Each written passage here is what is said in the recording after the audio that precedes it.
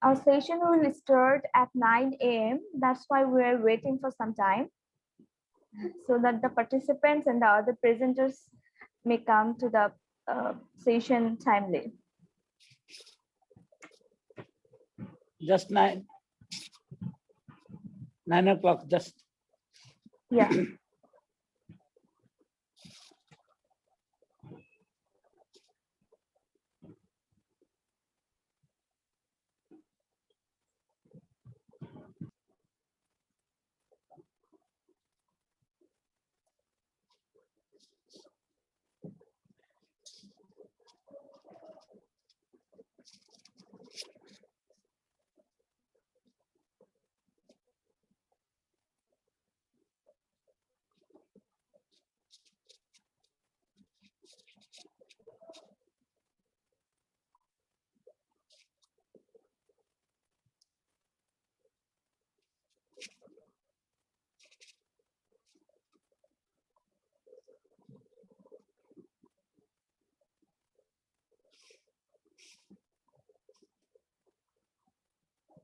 Sharif. Sharif.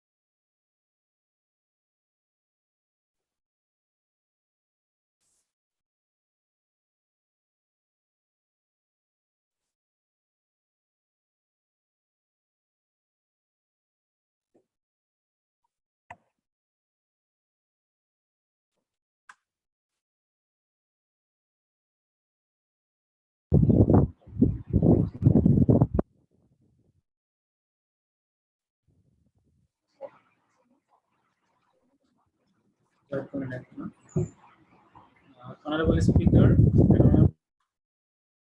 participant, good morning. We are waiting for our session chair and co-chair. Just gives us 5 minutes. We are trying to contact with them.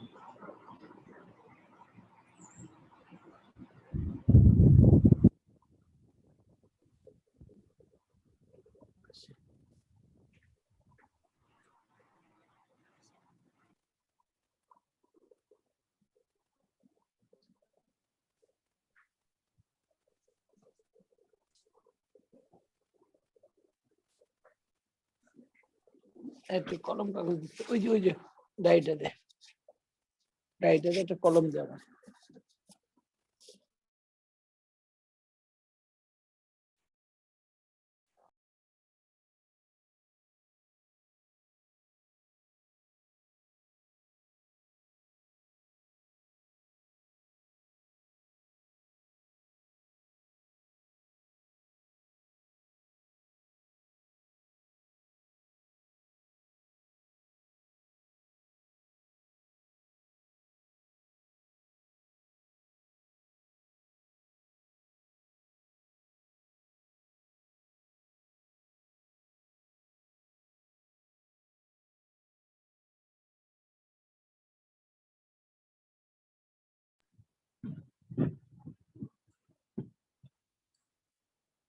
Our Honorable Habibur Rahman sir will join in the session later because we are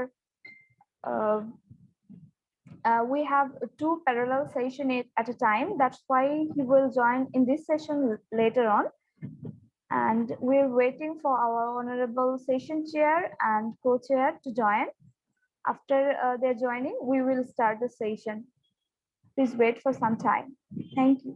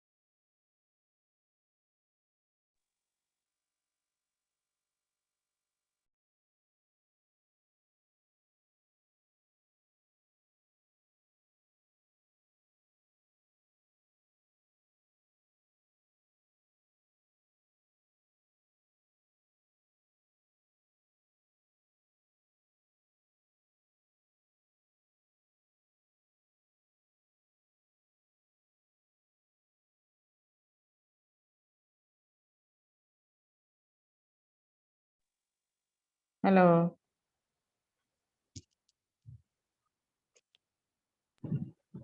Yes, please. We are listening. You are Okay, audible. okay. Thank you, thank you. I am changed my place. Okay. Okay. Thank you.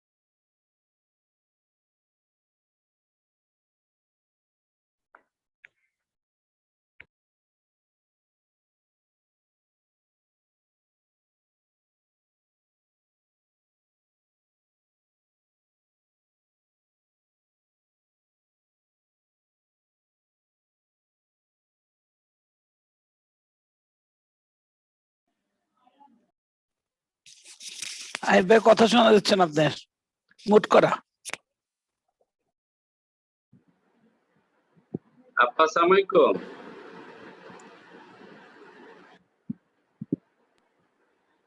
জি সব আপাদের পক্ষ থেকে ওয়ালাইকুম সালাম শুভ সকাল good morning everybody আমি অন্য একটা জায়গায় হোস্টিং করছি I am just coming back soon okay okay no problem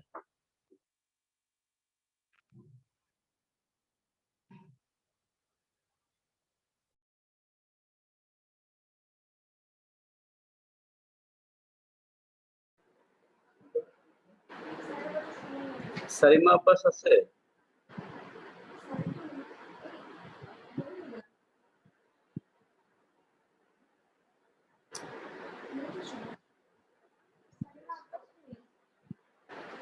সারিমা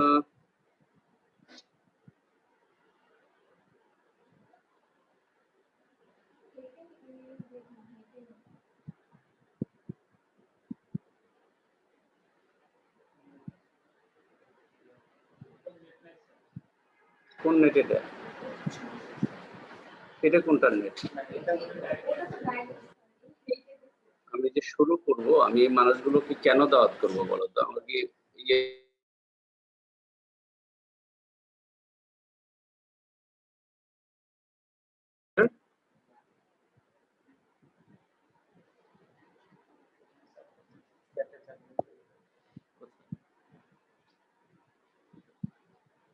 দেখছি না কাউকে দেখি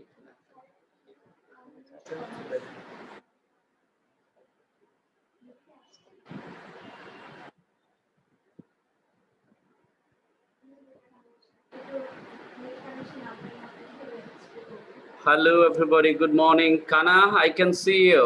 My friend Kana from Japan. Can you see me? Yes, hi. Hello. Thank you very much for your invitation. Hello. All from right. Japan. There is two parallel session is on. I'm hosting another session. So Okay. this session, so far I could see honorable session chair and co-chair still missing. They're joining, Oh, no. right? So can I just orient my guests today and speakers and the participants view until coming our honorable session chair? May I request you to have that position just to chairing the session, and here is my colleague will moderate this. She will ask the presenter to moderate the session. So, ladies and gentlemen, good morning. Myself, social worker Habibur Rahman, welcome you to the fourth International Conference on Strengthening Social Solidarity, Global Connectedness, and Community Resilience. Actually, community resilience and global connectedness. We are running just for the 4 days here.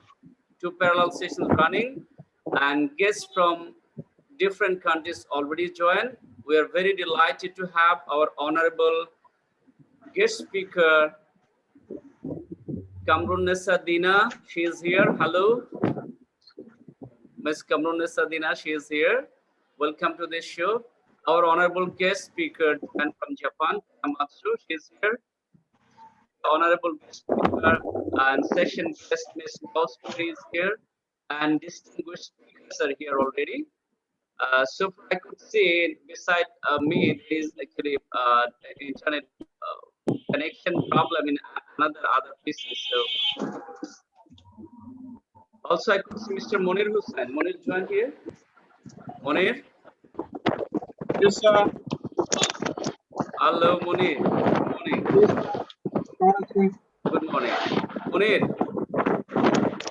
your honorable session coach here, and my friend Kana. Kana joined from Japan.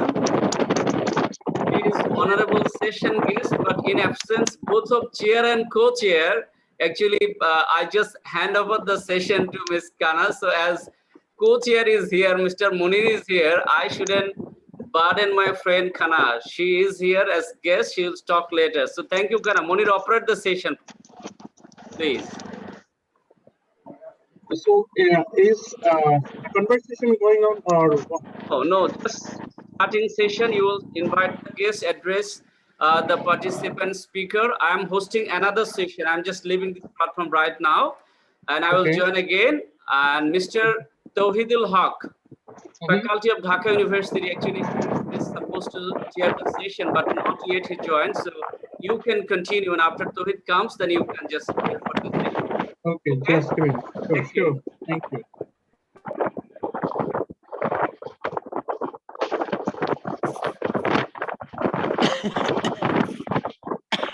Sorry, I'm taking 1 more minute to start. Can I please interrupt from somewhere? It's a very loud noise is coming. Yeah, I don't know from where, but there is some noise from somewhere. So it's interrupting while we are listening. I think it's pretty better right now. Okay.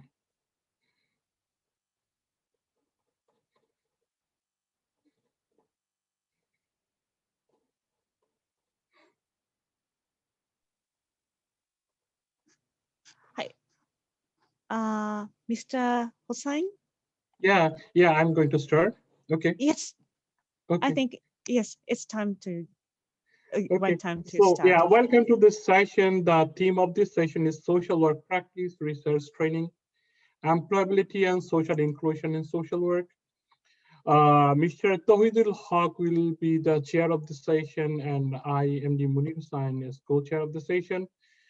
I'd like to introduce the session guest speaker, Kana Matsuo.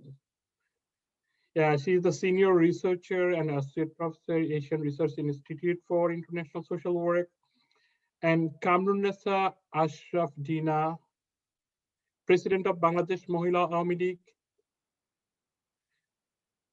And as discussant, Gaous Pearee, Director HR and Admin WBB Trust will be here as a discussant, and Ruma Parveen as guest guest orientation lecturer, Department of Sociology and Social Work, the People's University of Bangladesh. And we have a good number of the speakers for this session, almost 11 speakers. So yeah, I'm going to introduce the speaker first, then we'll go one by one. Goli Imam, MA, and clinical counselor and hypotherapist, Canada. The talk will be on how our stress can serve to strengthen us. Then Sharmina Roida Abbas, and senior lecturer, Department of Social Work Program, School of Applied Psychology, Social Work and Policy, University of Uttara, Malaysia. And the topic is social work interventions in Malaysia during COVID-19, reflection on challenges and opportunities. Rosha Chan Chicalo, clinical social worker, Foundation of First Community Daycare in Costa Rica. And the topic is a great challenge for social work after the pandemic. A good reason to think about this one. Then Naima Akhtar and Sanjida Akhtar, Assistant Advocacy Officer, WBB Trust. And there's a talk on employment for all, ensuring social justice. Then Barani Dalbat, a project manager, Institute of Wellbeing, WBB Trust. And the talk on promoting diversity in the workplace, why and how. Then Kanis Fatima, graduate student at Department of Anthropology, Kuminda University, and her talk on local communities' perception towards tourism development in Shalban, Bihar. MD Shoabuddin Haidar, Assistant Professor, Department of Sociology, University of Chittagong, his talk on socioeconomic problems and prospects of the hawkers in Chittagong city. Then Mohammad Arifur Rahman, Chief Executive, Young Power in Social Work, and his topic on DAISY Standard, a journey towards inclusive and accessible Bangladesh. MD Faisal, grad student, Department of Anthropology, Kuminda University, and his talk on power relation with sexual abuse in workplace and anthropological explanation.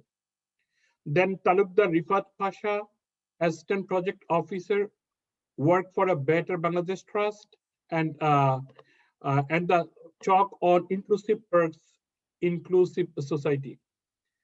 Then Maznu Anika Hikainen, grad student, Shahjal University of Science and Technology, and the topic is a comparative fieldwork experience between Bangladesh and Finland. So it's the introduction session now. Well, I think we already a mismanagement was taken place here and some time already wasted. So I'm not wasting more time. Directly, we are starting our presentation. So I'd like to call Goli Imam, clinical counselor and hypnotherapist, Canada, to talk on how our stress can start to strengthen us. Welcome, Goli Imam.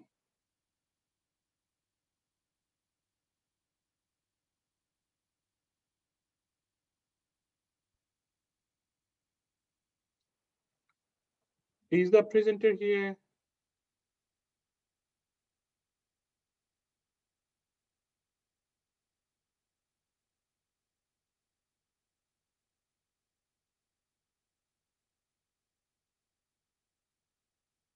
Maybe not.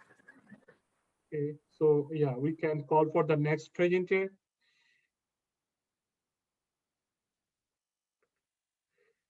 Yeah, Sharmina Roida Abbas, lecturers, social work program, School of Applied Psychology, Social Work and Policy, University, Uttara, Malaysia.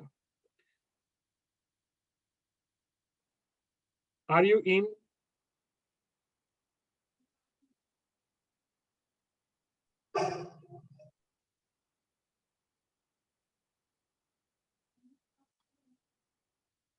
Okay, am I announcing the wrong schedule?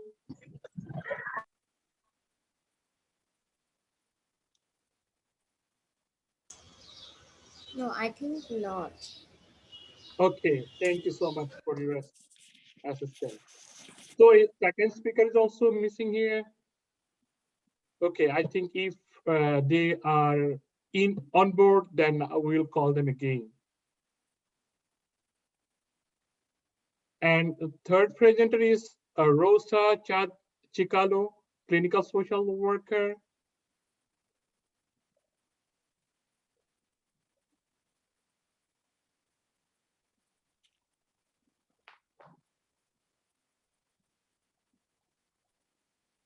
Is the third speaker available here? Name. Third speaker name. Okay. Third speaker name. Yeah, it's Rosa Chicalo. I can't find out the name on the list, Yeah. but I found one presenter, the fourth presenter, Okay. Naima. Okay. Yeah, we can go for her. Yeah. Yeah. So yeah, I'm calling Naima Akhtar and Sanjida Akhtar to present their valuable paper on employment for all, ensuring social justice. Welcome on board. Thank you. Our presentation will be in two parts, and the first part will be presented by Sanjida. So, Sanjida, can you please share the screen? Yeah, okay.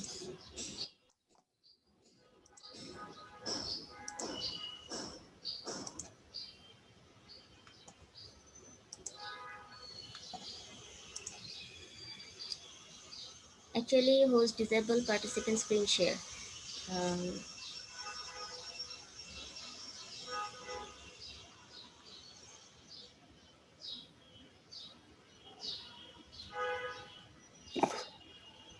Is there any problem in terms of screen? Network problem. No, actually, host disable participant screen share. So Okay. can you? Yeah, just a minute. I have to check. Yeah.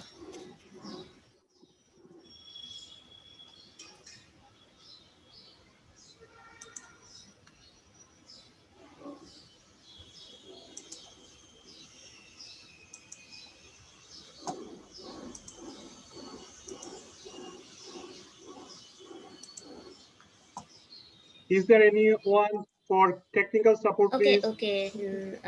It's okay. Now I can share my screen. Please go ahead.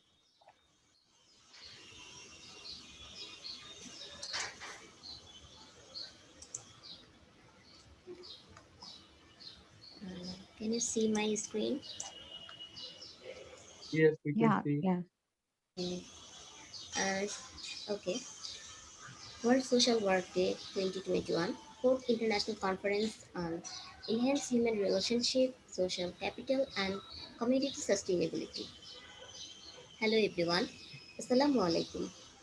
First of all, thank you so much, the conference team, for selecting our presentation on diversity of opportunity, diverse society. I am Sanjida Akhtar, Communication Officer, Work for a Better Bangladesh Trust, and my colleague. Hello, I'm Naima Akhtar, Project Officer in WBB Trust.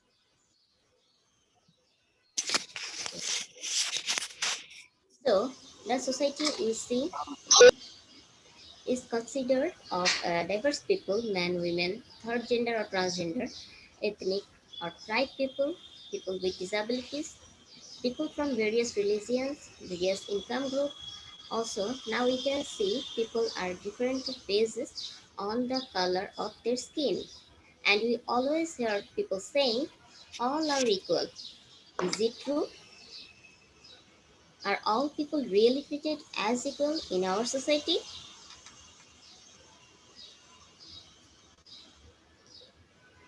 When we decide to conduct the research, we want to find out how much our job sector offers equal opportunity.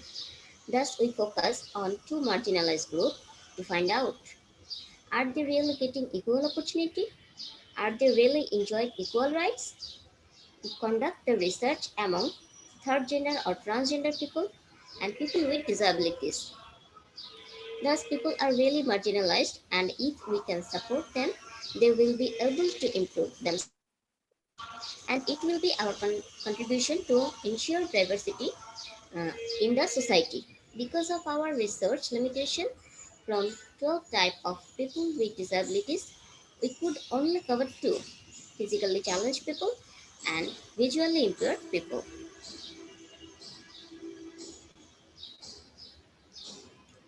To conduct the research, we review national, international laws and policies. We collect secondary data from various NGOs' websites and daily and online newspaper. We conduct survey among 100 persons with disabilities and 100 third gender or transgender people.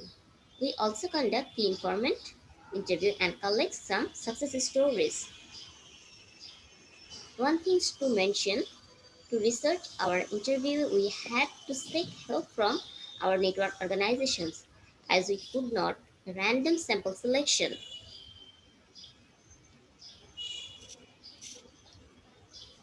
Now we talk about our limitations. Due to our research limitation, we could not conduct the research in the whole country and could not select all type of people with disabilities. As I say, we reviewed some national and international laws and policies. We have seen that all law and policies take about equal rights and opportunities regardless from ability, sex or gender and color. But the reality has a different story. The difference we the people have made has created unbearable problem for sorry problems for marginalized people.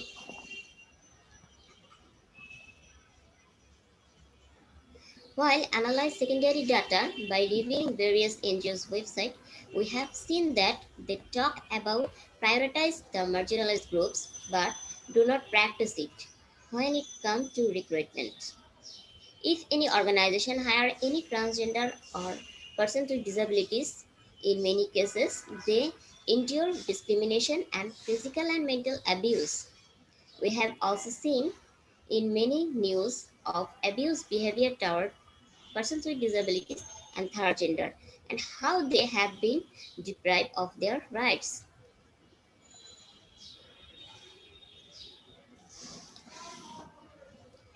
From our survey among persons with disabilities, we have found out that they are deprived heavily from the base right of education. Our infrastructure and social condition make it even harder from them. As they are deprived from education, the lack of recruitment to apply for a job. As a result, they end up in begging. Even if some people with disability obtain higher education, they cannot access job place due to absence of infrastructure, inaccessibility, and lack of cooperation from the society. Lack of cooperation also sorry, lack of cooperation also force them to leave the job.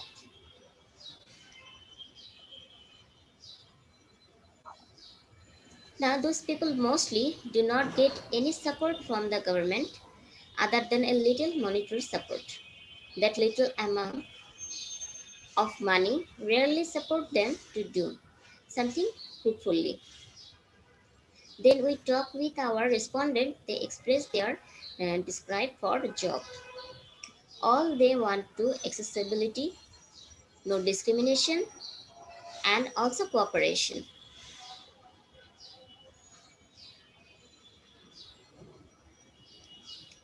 While talking with the respondent, they share their story with us. I would like to share them with you.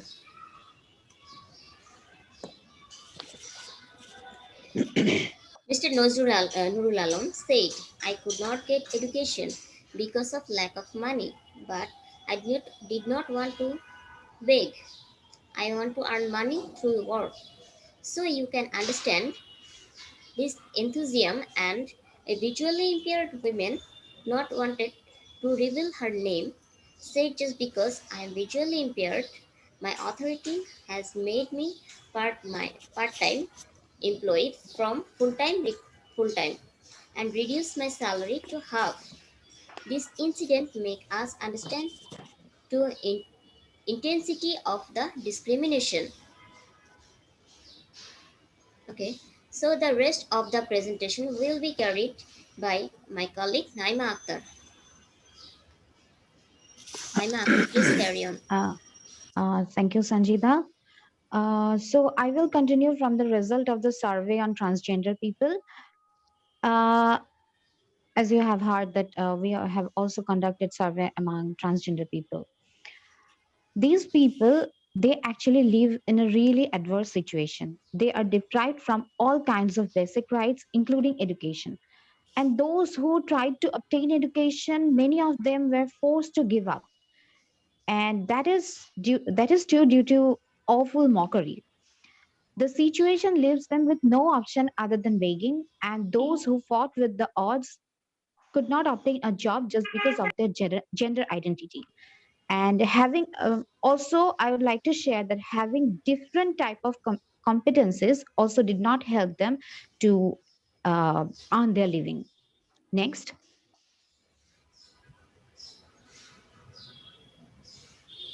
Next. Okay.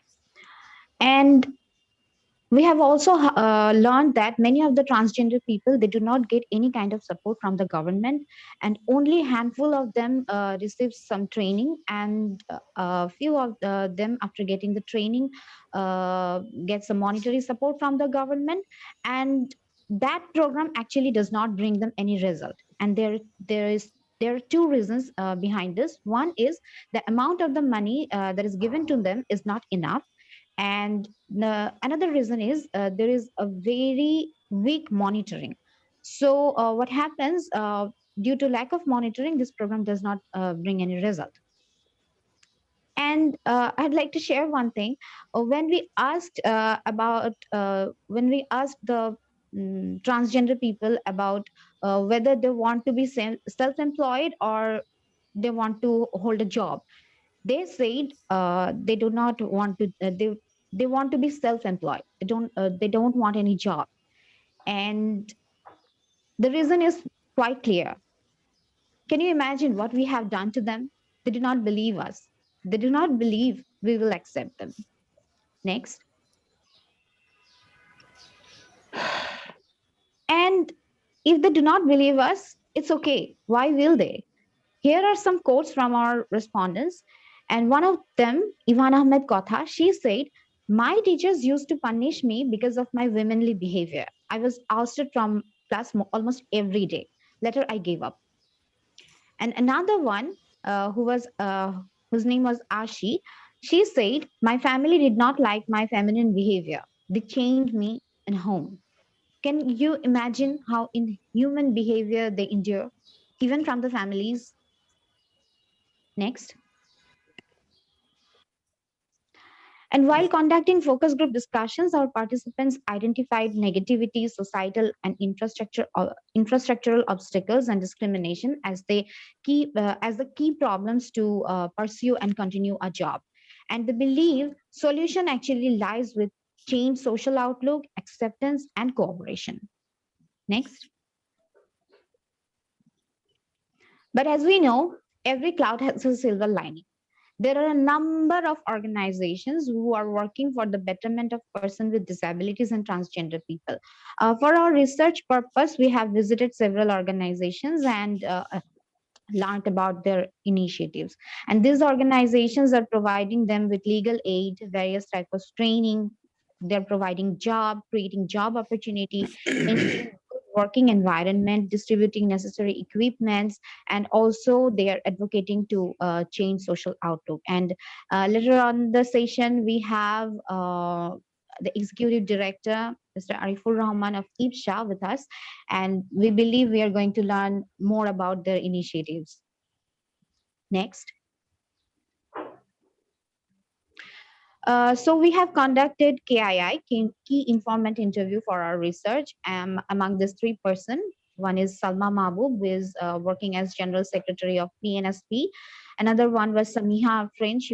She's working as Project Director in Nari Pokko. And another one is Morchina Akhtar, who is founder of Disabled Welfare Society. And these three persons, they are actually in the leading positions to uphold the right of persons with disabilities and transgender people.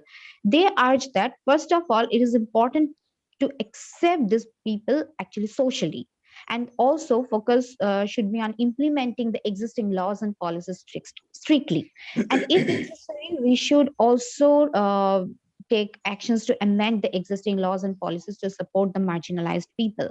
And also they pointed out that the person with disabilities or transgender people, they should not give up, but they need to fight back for their rights and become successful. Next. Now I would like to share some success stories. Bearing all the negativity, there are many persons with disabilities and transgender people who emerged victorious.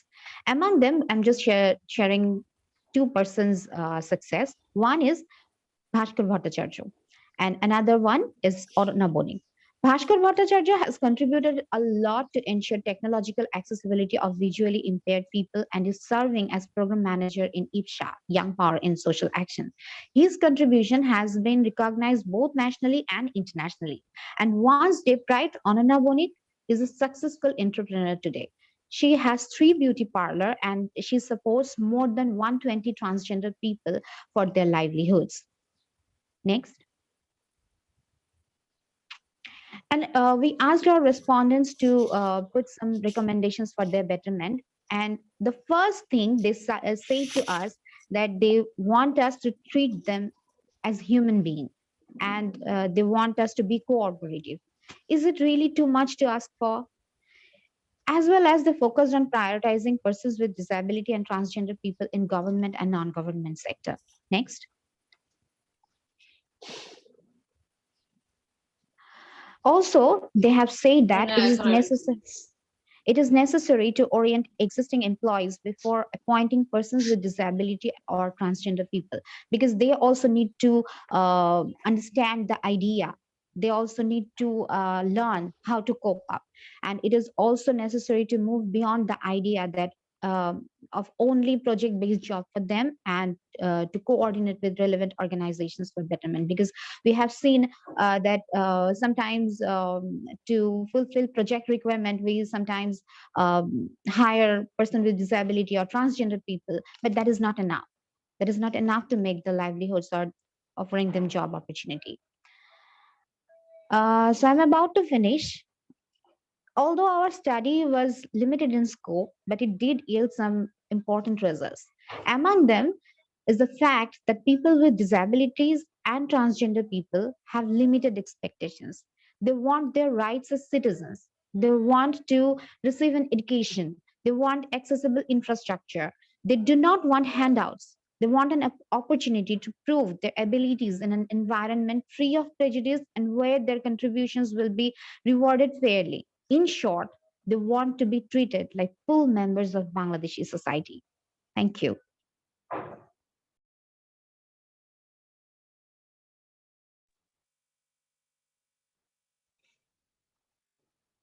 Thank you so much, Naima Akhtar and Sangeeta Akhtar, for awesome presentation on a very sensitive issue in relation in terms of Bangladesh, and presenting a very exclusive outcomes you've explored through your innovative work.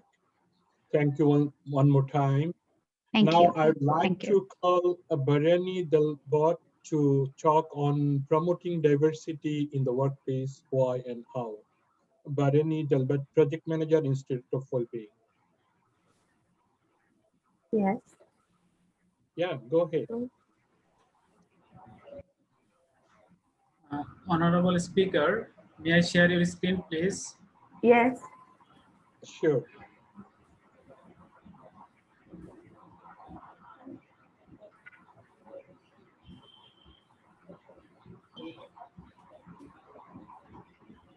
Can you see this? Nothing is visible till now. Is it working?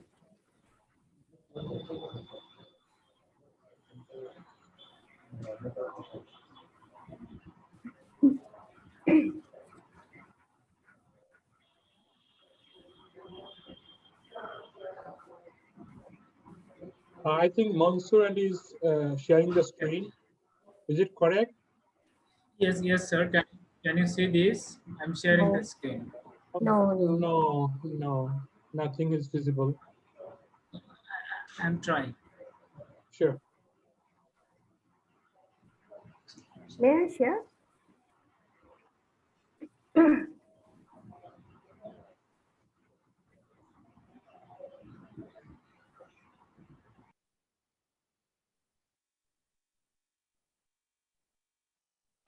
Yes, it works. Sir, can you see this? Yes, it works. I think you can select the full screen selection, so it will look good.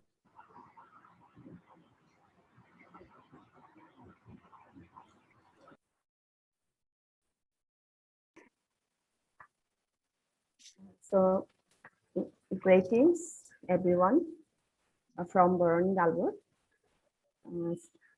Fourth International Conference on World Social Work Day 2021. I want to discuss about why encourage diversity.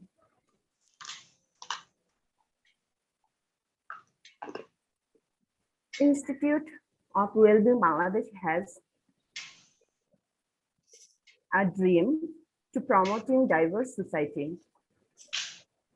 IWB want to see such a society where has no discrimination, every person were living safely with respect, and which societies people have a good mentality to receiving many people. I mean, transgender people, able or not able and differently able, man or woman, black or white, nothing. And where has no fact of skin color, we want to build such as society where has balanced the social equity. Next.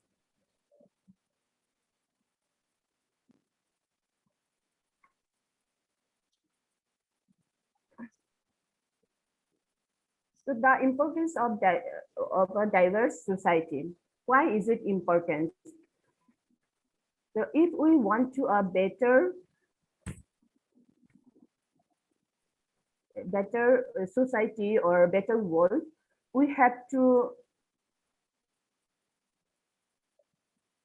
strongly peaceful society. So it is very necessary for the world, for the people, because diverse society has a lot of learning options.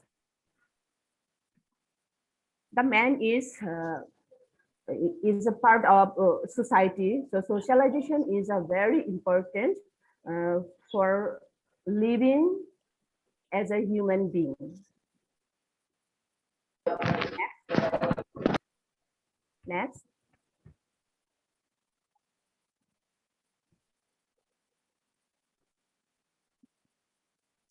And importance of promoting diverse workplace. This is the main topics of today's presentation. So why is it important in our society, in our country, or all over the world? So why IWB want to promote diverse society and diverse workplace?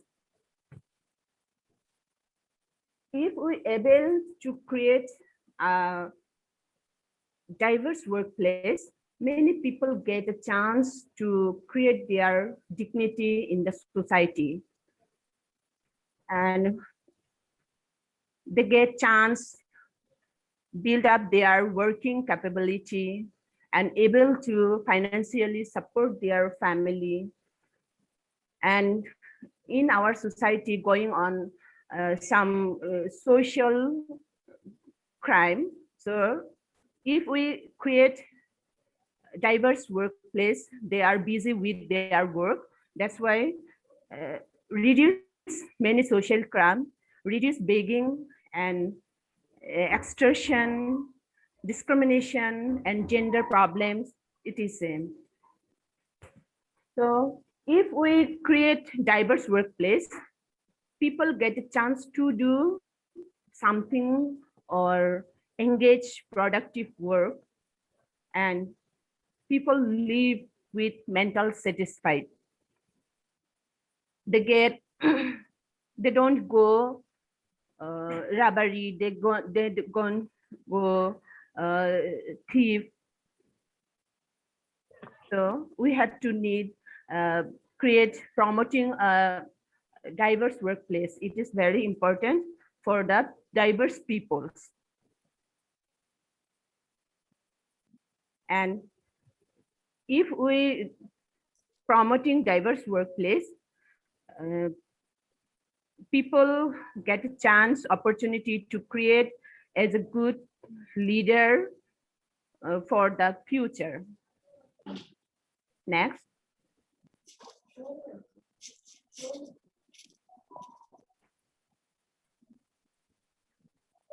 And if we want to build, create diverse workplace, so it has some obstacles, such as we think negative about others. Our confidence level is low. When we work something to do, we think others what say, and our lack of positive thinking about own self, no respect each other, always underestimating others' activities, and we live a lot of prejudices.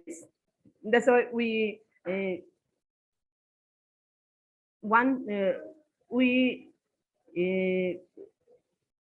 remove our society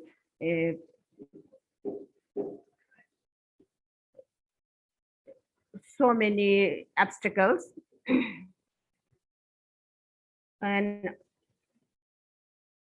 and we discouraging the people when they go to do something for the world. And as like this, many obstacles have to do promote the diversity workplace. But we have to overcome every obstacles, and we have to create a diverse society and diverse workplace. Next.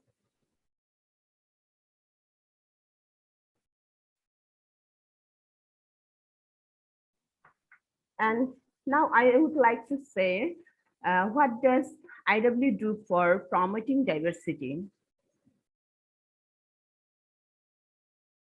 So I already point out, try to best, and we arrange internship program, we arrange diversity parties, advocacy meetings, and we arrange seminars, and make we make a video documentary for giving messages for the people, and we arrange research also, and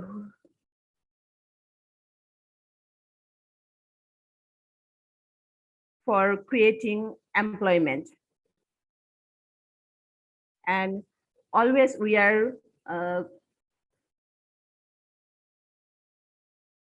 do work for awareness. Our another program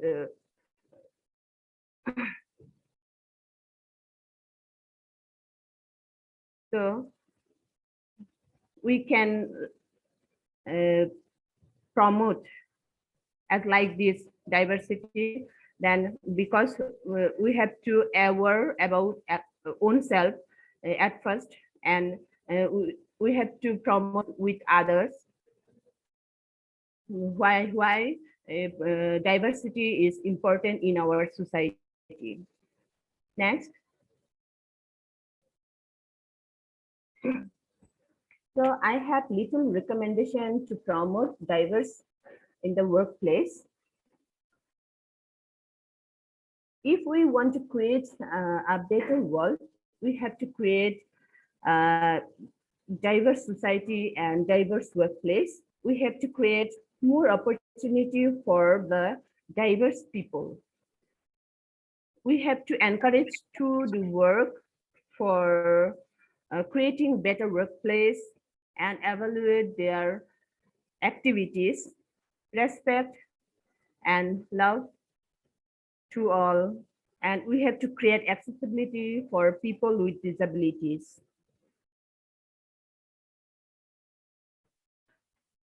So next.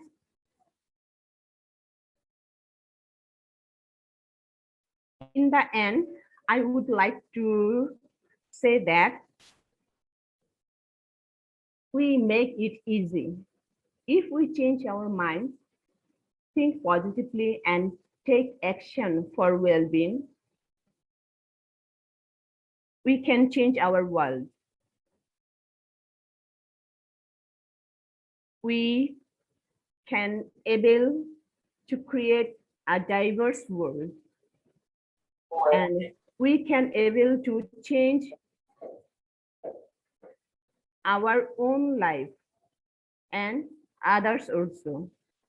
And here, if we able to create a diverse workplace, many people get a chance to do something for the world. So that is my presentation is end up. So thank you. Listen to me with patience. Thank you. Thank you so much.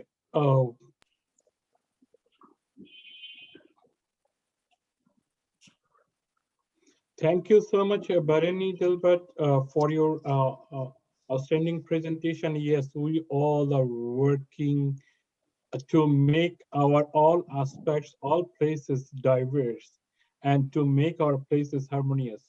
I think your presentation will help a lot to the audiences and the academicians as well.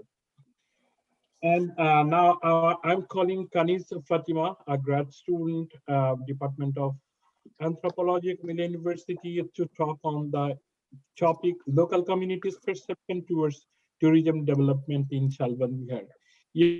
From Kanis.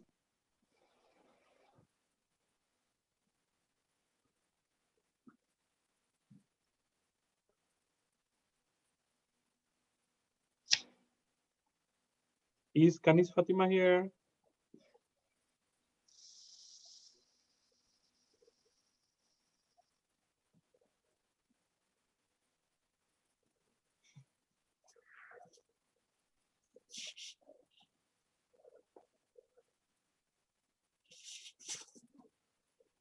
Okay, I think she's not available here right now.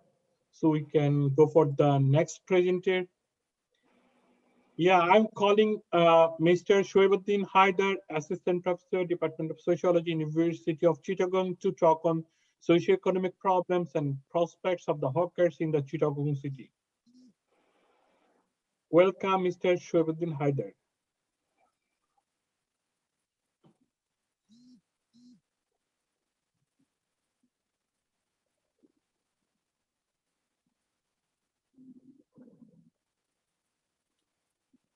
Is Mr. Haider available here?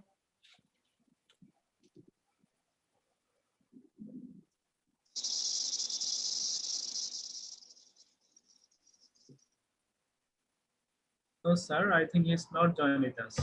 Okay, no problem. We can go for the next presenter. Yeah, next presenter, Mohammad Arifur Rahman, Chief Executive, Young Power in Social Action. And he will talk on daily standard A Journey Towards Inclusive and Accessible Bangladesh. Mr. Arifur Rahman. Yes, thank you. So I'm going to share my screen. Can you Sure. allow it? I think it will allow you. Okay, go ahead.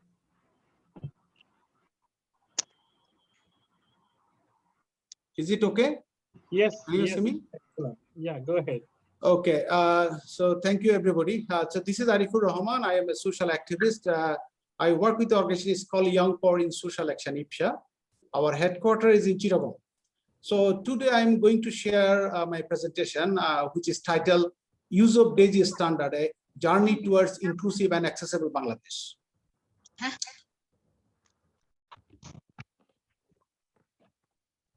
Presentation of Bangladesh. Yes.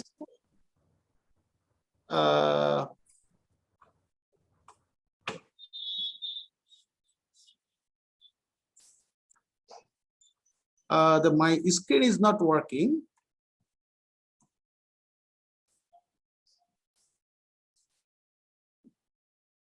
Yeah, just click on next slide. Oh, okay. Yes, it's now it's okay. Okay.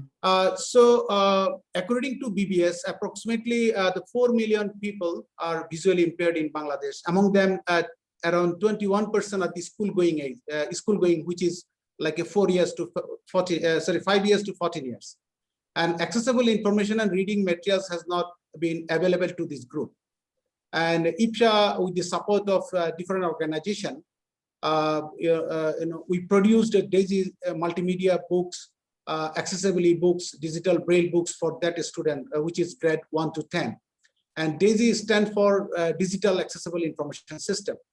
And every year, January 1st, Bangladesh government distributes these books to the students who are visually impaired person. And there is some technical, it's confronted the implementation of the inclusive education in our country. There are like a major 3 issues which I would like to share. One is there is a responsible department in Bangladesh, with the Bangladesh government is called the Department of Social Services, who are responsible for providing education services to the students with the visual impairment. But due to some of the administrative and then technical limitations, it took 3 to 4 months to publish the braille books. So in that case, the students could not get the recent edition of their textbook at the beginning of their academic year. So they lost around 3 to 4 months because of that. And the lack of training and supplementary educational materials. The teachers who are responsible for teaching the visually impaired students, we found that there is a lack of appropriate training for the teachers, and especially uses of ICT in the education. And also there is a lack of supplementary education materials, and that the students with the visual impaired are not encouraged to take science and mathematics, so they are always discouraged to take these subjects. And also barriers created due to dependency. Because of the students, they depend on their family members to record their lessons and also supporting their educations. Thus created huge barriers in their educational journey. With this, the IPSA, we came forward to solve these issues and address these issues. With the support of Bangladesh government and also some UN agencies,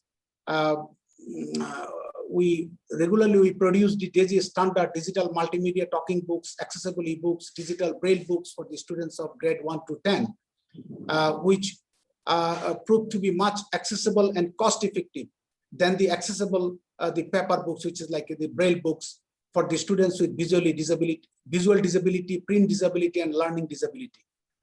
Now all learners can get free, equitable, and quality primary and secondary education, leading to relevant and effective learning outcomes. Education facilitates become child disability and gender sensitive and provides safe, inclusive, and effective learning environments for all towards quality education, which is the SDG 4. But during the innovation and production and distribution, we face some challenges, and at the same time, we try to address that challenges and we try to overcome that challenges. So some are like a lack of high quality text to speech software in Bangla language. There is many software languages in English, but it's a huge gap in the software in Bangla language. So IPSHA always use the human narration for full text, full audio, DAISY multimedia books. In this area, we need to work on more, to develop an appropriate software in Bangla language. And shortage of necessary skill set. During the production time, we have seen there is appropriate skills are shortened. So our organization, we have developed the training curricula, and we are providing the continuous training from our lab. And absence of relevant copyright laws, which is one of the big barrier, because of to get the permission from the publishers and the government, especially national textbook curricula, is really challenging. So in that case, we got the government support to get that copyright. But at the moment, we are advocating with the government to ratify the Marrakesh Treaty, which will leverage which will help us to overcome the copyright laws challenges. And the lack of established library services for the distributions.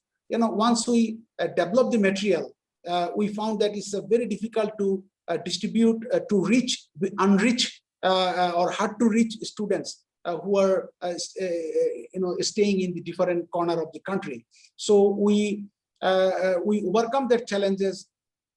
All the books have been uploaded in alternative formats, such as ebooks, DAISY multimedia books, digital braille books, and Unicode text in online portal. And through this way, we are distributing the published books. And lack of awareness that's also one of the big challenges on the digital content and the motivation of the teachers to use the DAISY books. So to overcome that challenges, we organize the separate sessions with the teachers to award them and also increase their level of motivation and expertise. So I would like to share some more information about our issues. Nothing about us without us. So the production team who are actively involved with this whole process, there's 80% staff, or the team members, they are the persons with disabilities. And to preparing the project, planning, and also the need assessment, the meeting were held with the disabled people's organization and also the students with the disabilities to get their suggestions. And then disabled people are involved through a participatory process to identify their problems, their gaps, and also their needs, and their what types of books they need. So based on that need, we started to produce the materials. So we consulted with the teachers and the students who are the blind students who are in the schools or the different education and institutions. So through this way, they were actively involved with the need assessment, production, and also later on the distribution process. So in every stage, so the physically challenged people are the part of the whole process. So there is a many external evaluation were done, but I would like to add one thing is which is done by the PIDS during the 2014 to 2015. They in their evaluation report they wrote, there is no doubt that the model will work well for Bangladesh. And also they mentioned not only the students with disabilities, but also the students with normal vision can find these books useful to read. And since then, actually, we are scaling up our program. And though successfully we have completed all the primary books and then secondary books, and also the higher secondary grade 11, 12, almost all books converted. And now, we'll be able to convert all the necessary tertiary level books also soon because the program is going on. And we are in process to establish an online accessible books library in Bangladesh so that everybody can freely, they can access to our books, they can download that books, they can use it. So it's in process. And here I would like to show you some of the photographs. that is already recognized by the different UN agencies, Bangladesh government, and also the international organization or the platforms about our innovation and about our works. So these are the some of the pictures. And in that picture, you see the every year, the 1st January, we handed over our DAISY books to our prime ministers, and then for the distribution. And also last year, our prime ministers inaugurated our accessible dictionary, which was developed by our team for the visually impaired students. And there are some of the pictures of our students here. So as we are living in a COVID-19 situation, I'd like to add a few information. Our DAISY standard books helps a lot during the COVID-19 situation. We have seen our production, our books are used in the TV broadcast for the educational session. We are seeing that our production are uses at the social media for the educating people, and also the community radio stations. They are using our material for their listeners. So during the COVID-19, where physical interaction is impossible, that time, and also we need to maintain the social distance. So that time we have seen our materials are used for communicating with the people through the different medium. So this is one of the success, and we'd like to do more. And approximately 100,000 people with disabilities have been benefited from the government online education initiative, where our materials also used. And there are some others, because of the time constraint, I'm not going to tell everything, but our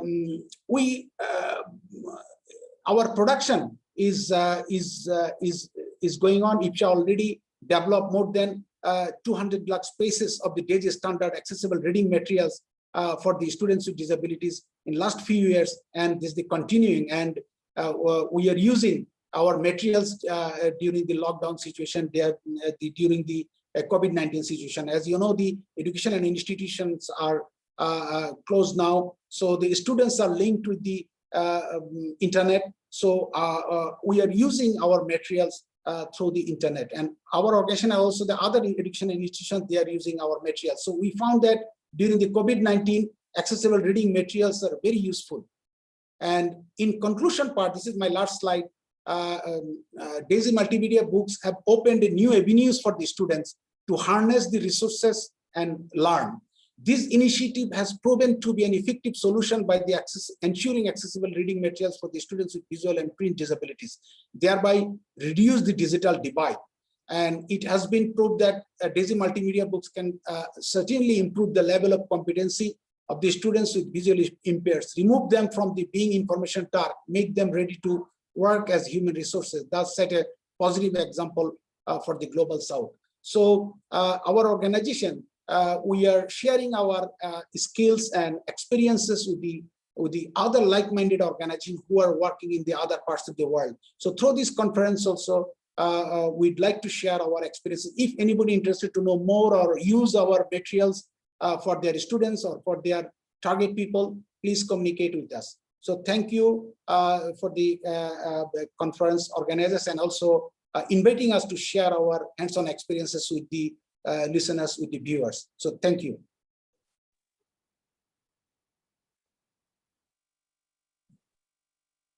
Thank you so much, Mr. Arifur Rahman. You presented a collection of impressive information, not only for the differently able individuals, but also for the so-called mainstream population.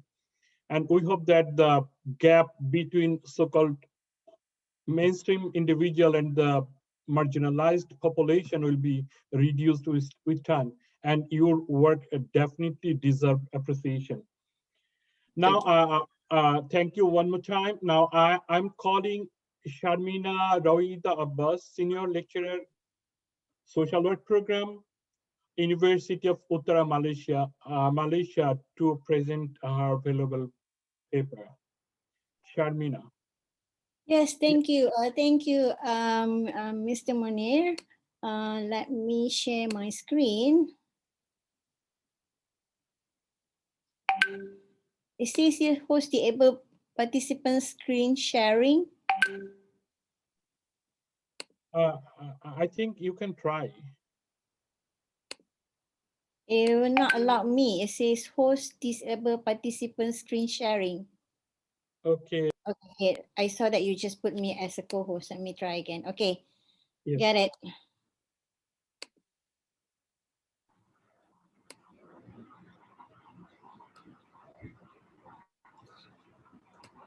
Hi, very good morning and maybe afternoon in some parts of the world.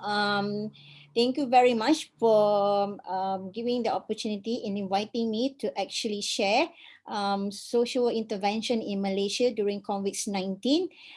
Basically, my sharing will be on my personal reflection and challenges and also the opportunities as I myself involved and giving a response during this COVID-19. Basically, I'm from, again, School of Applied Psychology, Social and Policy, University Utara Malaysia, and my focus area is actually disaster management and humanitarian services. Also focus on community and group work.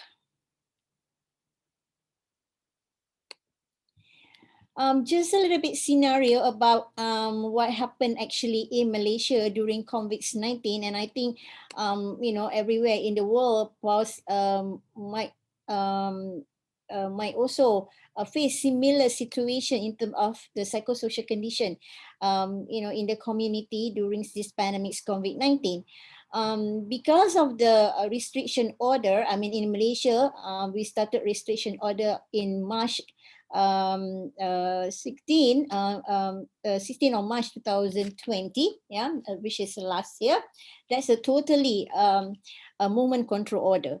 So a lot of businesses and also shops and things like that are shut down. At that particular moment, everyone were not able to actually travel and go out, and unless if you really need to get a necessity, then only you can only go within the certain kilometers from where you are. So due to this, a prolong of MCO and also restriction movement order after that, a lot of businesses actually affected. Okay, so quite a number of people actually losing job, or they're not able to actually conduct their businesses at regular, just like before. So their income is actually affected, and some of them when they are like a big businesses, when they affected, so they actually lost a job, and also this has put a lot of stress, and also and also the economy status for these people. Okay, at the same time, numbers of almost all sectors, actually, either you work in the government or you work in the industrial or in the NGOs, quite a number of, most of the sector during that time was actually asked to work from home, except for essential sectors like medicals, social services, which this is what I'm going to explore a bit on the role of social workers during this pandemic COVID-19. So when people are asked to work from home, and especially in Malaysia, this is actually our first time ever, that we have to adjust working from home. So there's quite a new expectation and what to do, when you work from home, and the demand is kind of high, because you have to actually manage your household at the same time, and at that particular moment, numbers of the family members actually everyone stay at home at the same time. So imagine, if your household is in the house, it's kind actually a small house, and now like everybody is back from perhaps from some family members, they have children who actually stay in the university or other places, but now because of the movement control order, everybody actually come and stay at home. So, and you can't go anywhere, so it's kind of a lot of anxiety actually happen, and there's no personal space sometimes in the house, and people are adjusting to learn to work from home. And when you're talking about working from home, there's quite an expectation also, because the bosses also sometimes do, I mean, this is for new for them, they do not know like what is the limitation, in asking staff to actually contribute from home, and what kind of tasks that can be actually working from home. And since working from home also, and the communication changed to online communication, so this is also creating a scenario where the demand of having a good internet connection, perhaps a good gadget like computers or laptops and also iPad. So all these things, is has actually put a stress, and actually having difficulty for some people to actually really adjust, when they were asked to work from home. So this is what we call it, trying to adapt from the new normal expectation. And I guess for after a year now, quite a number of us are adjustable, but there are still people who actually struggle with this, okay? With the physical distancing, online communication, because with the online communication, there's a lot of things that you actually have to learn. I mean, I myself, because we from face to face, we have to now doing online teaching. So we have to put extra effort and hours to actually learn on how to communicate, how to handle certain apps on the laptop and things like that. Yeah. So, and another social conditions when we say about pandemics is certain things about the education system. At one point they can go to school, but at certain point they can't go to school, and only certain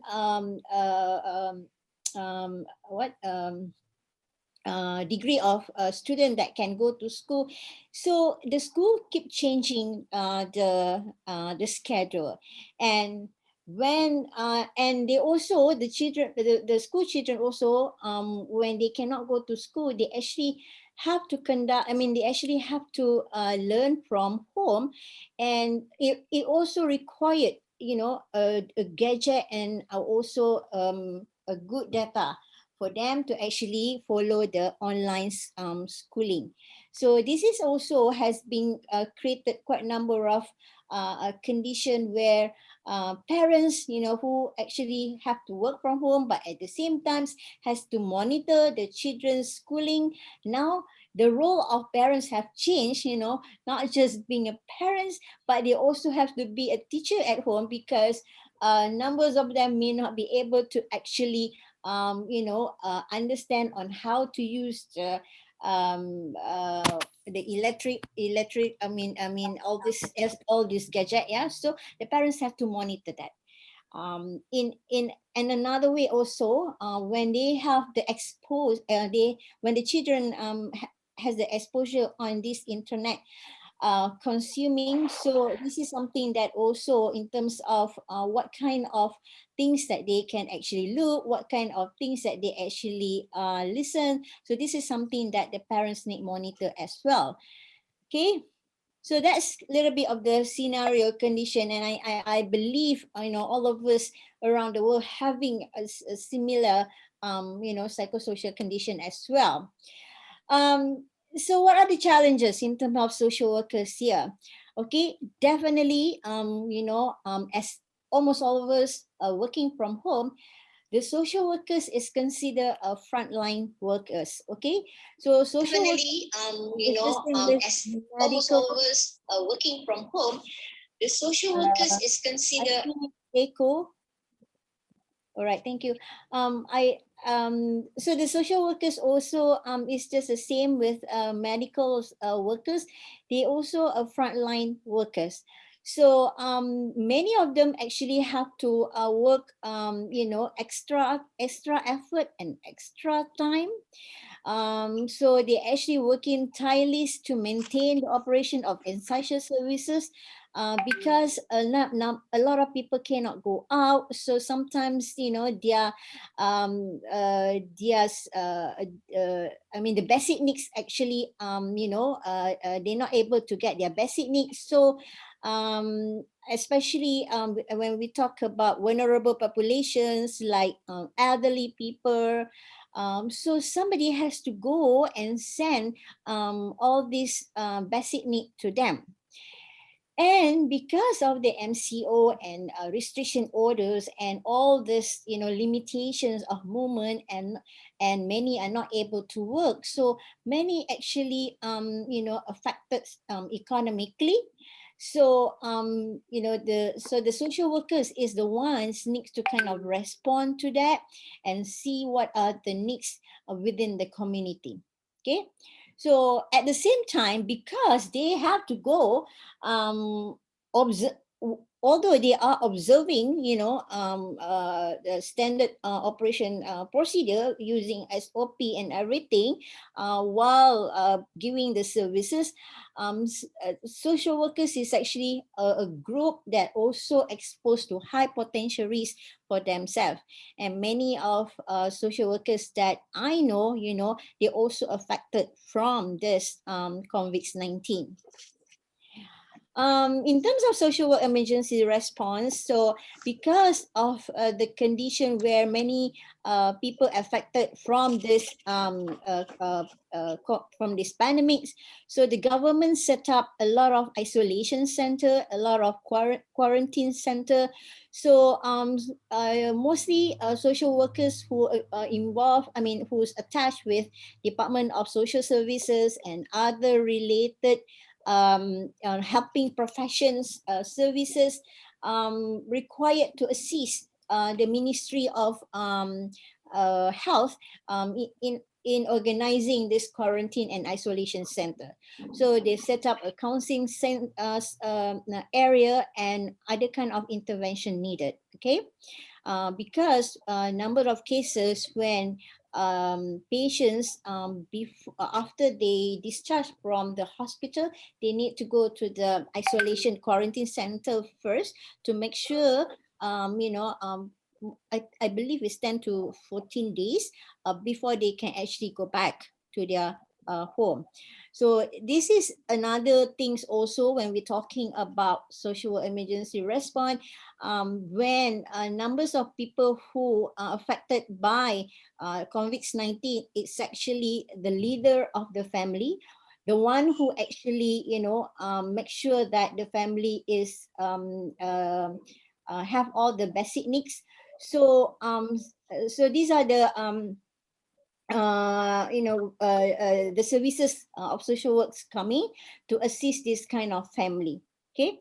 And another thing also, because the social work, when we talk about social work recovery intervention, numbers of things that we notice is that for family members who affected by excuse me, who affected by COVID-19, they have been isolated by the society because society become afraid. Society has no information on how to actually respond to people who got convicts, to the family members who got convicts.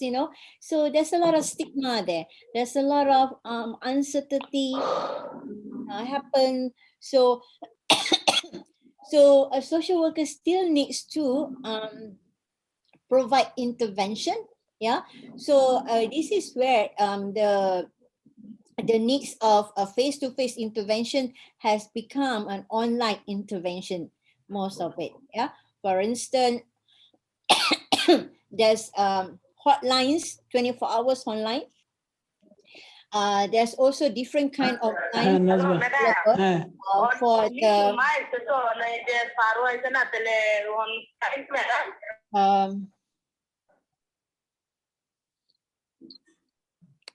okay. Okay, next, I would like to highlight, despite all these challenges, actually, we always look at the positive part of it. Okay, so now we basically learn to use all these new approaches in terms of intervention, especially the online. Because of the modern technology, even online now you can actually see face to face, so you can do observation, right? I mean, there's a lot of free online in terms of Google Meets and things like that. But in terms of when we do the intervention, we need to actually observe the ethical issue here. So there are free online counseling apps that we can use. Yeah. So like VC, Google Doc, yeah, that actually observe ethically. It has to be HIPAA compliance, right? And because of this online also, and here we are today, we could actually exchange ideas. We could actually learn from each other. A lot of new things that we could do together online. Much easier to communicate between another through the international collaboration. So this is one of the opportunity that I see in terms of social work development that we all can access to a lot of information and new models that we can actually learn from each other. Due to the fact of the condition where people cannot work and things like that. So specifically for Malaysia government, they come up with a lot of assistance in assisting Malaysian community. For example, like small loans, like financial aid that they give to certain groups of people, and within the category that they actually provided, that they actually focus. And then I would like to actually share a lot of my personal involvement during this pandemic is involved with the psychosocial support. Okay, and I guess for social workers, that's most of us actually involved, providing the needs, providing the mental health support, all the in terms of the psychological and also the psychosocial support. And definitely we know during this pandemic situation, mental health situation is very crucial. There's a lot of uncertainty because of the pandemic. I mean, even right now, after a year, we do not know, when it actually will be end. I mean, although now we have vaccine, numbers of people already been vaccinated, but there are still, thousands and millions and billions of people has not been vaccinated. So we don't actually know when it's gonna really back to the normal where we used to be. So now we have this normal that the new normal that is actually normal now for us to communicate online and things like that. Due to these situations, a lot of people actually have a lack of coping mechanism. So this is where the mental health issue will come. So basically, psychosocial trauma is really due to the social and lifestyle stress. Like I say, having to lose a job, or the family members got convicts, and then there's a stigma from the community. The restriction to actually do social gathering, that you normally have face to face and things like that. all these actually trigger and also contribute to the psychological impact and or trauma. Okay, and especially for the family members in Malaysia now, until today, we have about 1,288 deaths already. So these, because of these deaths, there's a lot of also loss, grieving, and a lot of anger, because people actually cannot go to work and things like that, and there's a lot of guilt happen. So just basically, to kind of recap a bit, so how COVID-19 affected community and how actually us as a social workers responded to this, yeah. So obviously, once you got the COVID-19,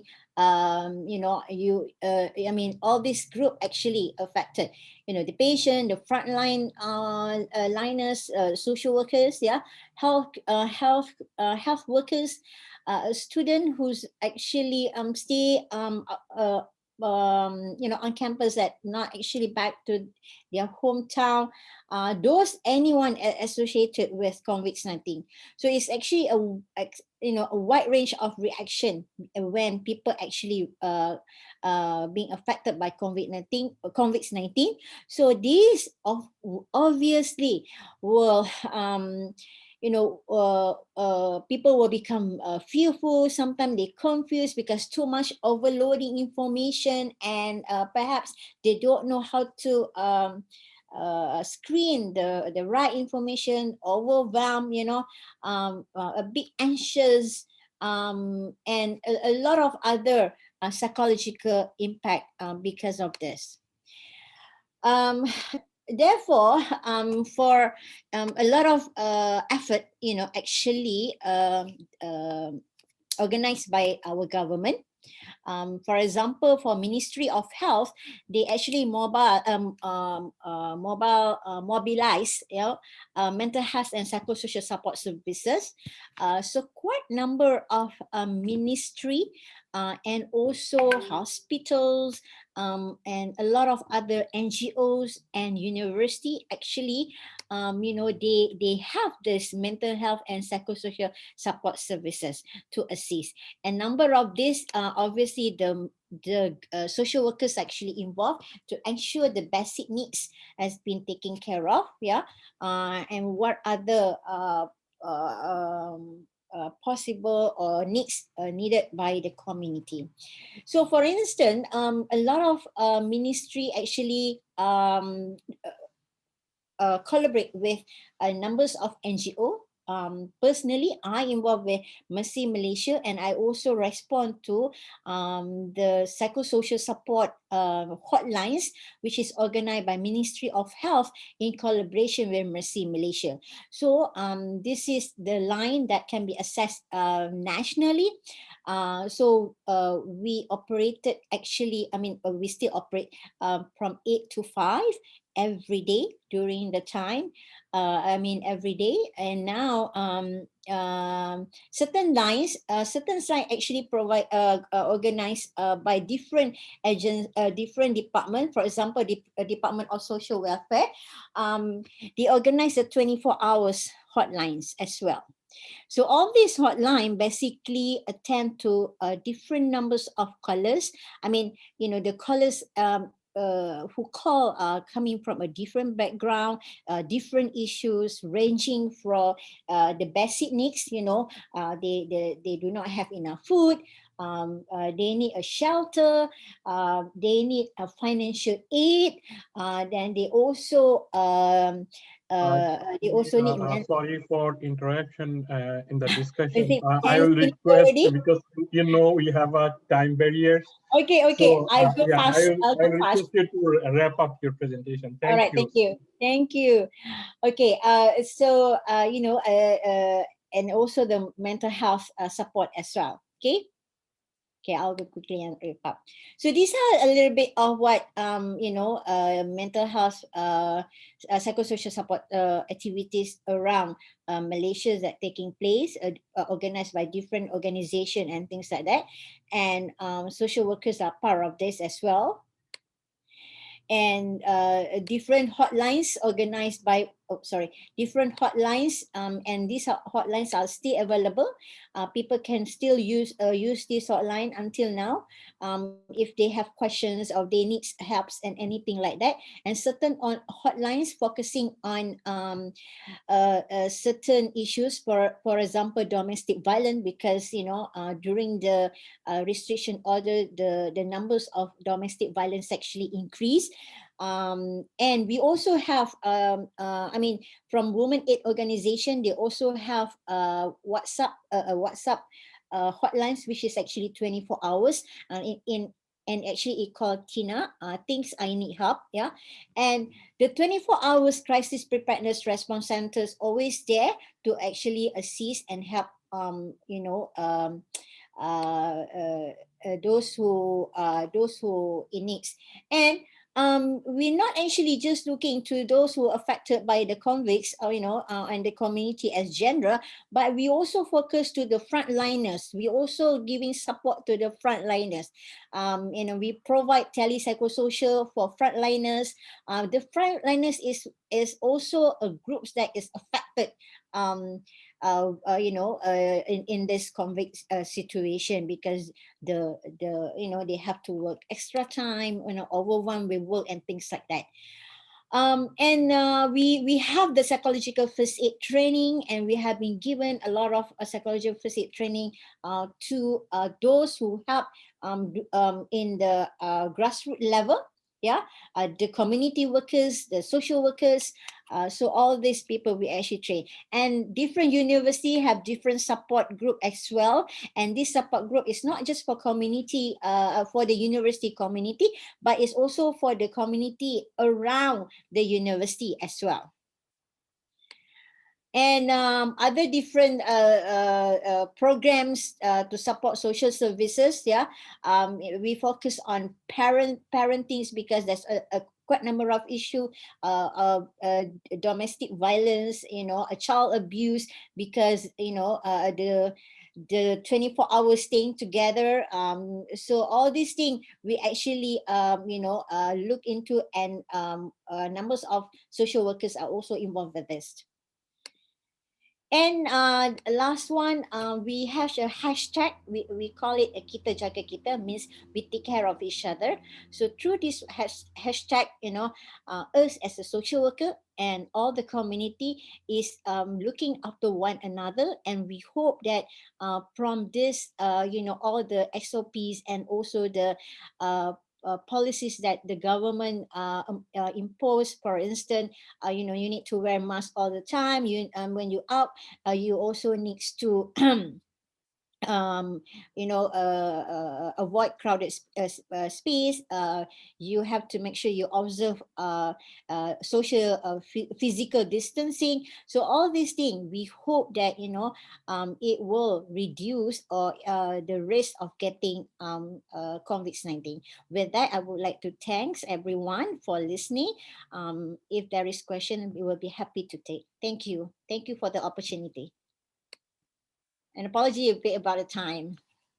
No, you're fine. Thank you so much, Sharmina Rohita, for your comprehensive presentation focusing on social work and COVID-19. And we definitely learn a lot of things from your presentation. Due to personal shortcomings, I'm interrupting in the sequence. Due to personal shortcomings, one of our session guest speaker who is supposed to lead the session. So I'm requesting Kamrunnesa Ashraf Dina, President of Bangladesh Mahila Awami League, to say something about today's session. Kamrunnesa Ashraf Dina. Thank you. Hello, everybody. My greeting to you all. Assalamu alaikum. At first, I would love to appreciate the organization of such a big international conference. This is really a very good season. season. Thank you, Honorable Chair of the season co-chair, guest presentation and participant. I could learn global knowledge from this conference. We should encourage and appreciate Professor Habibur Rahman for inviting me here. Please all take care and stay safe. Of course, use masks and keep social distance. Best wishes. Wishes for all of you and a great success of conference. Thank you very much. Thank you so much, Kamrunnisa Shabdina, for your very, very brief discussion on today's session. Now, yeah, we are going back to our sequence. And I'm calling now MD Faisal, a grad student, Department of Anthropology, Kuala University, to talk on power relation with sexual abuse in workplace and anthropological explanation. Mr. Faisal. Thank you, everybody. Okay, bye. Mr. Faisal, are you on board? Bye, Appa.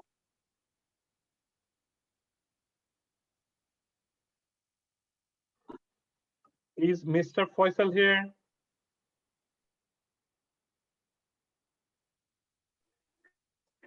Okay, I think the presenter is not available right now. If they come back, we'll call them again. Now I'm calling Talukdar Rifat Pasha, Assistant Project Officer, work for a Better Bangladesh Trust, and his talk on inclusive perks. I'm here. Can you hear me? Am I Yeah, audible? sure. Yeah. Okay. Yeah. So I would like to, I have a request to the organizers, please play the my presentation on behalf of me, because I am a visually impaired person. So so I think organizers have started screen sharing. Can you see the screen, my presentation? Yes, we can see the screen. I think IP will support you for your presentation. Okay. Go ahead, please. Yeah, I will talk about my presentation on clusters for my accessibility. At first, I will talk about slide 1 to 3, that inclusive parks and playground is not a new concept around the world, but it is a new concept in Bangladesh, because we hardly see women, people with disability, and children at the parks and playground. So when we start this research, we thought that we should consider 4 types of people with disability. We in our research we have interviewed 4 types of people with disability: visually impaired, hearing impaired, wheelchair user, and people with autism spectrum disorder. These people were our sample, and it was a qualitative research, and we did a perception survey, perception analysis. Along with me, some other people were involved in this research, and we try to see how much. I would request to the organizer, please play the slide 4 and 5. So main objective of our research was to find out why women, people with disability, and children's low presence at the parks and playground, and how much accessible the parks and playground. Because we often see that women, people with disability, and children do not go to the parks and playground, and the accessibility situation in parks and playground is very poor in Bangladesh. If we consider the other parts of other open spaces like bus stoppage, railway stations, and other places, the accessibility situation is not good. So in our research, we have interviewed the disabled people and their parents, and apart from that, we did some observation. In the slide number 5, you will see the level of observation, and slide number 7 and 6 and 7 will uh, uh, uh, give you the information that how many parks and playgrounds we have visited and observed.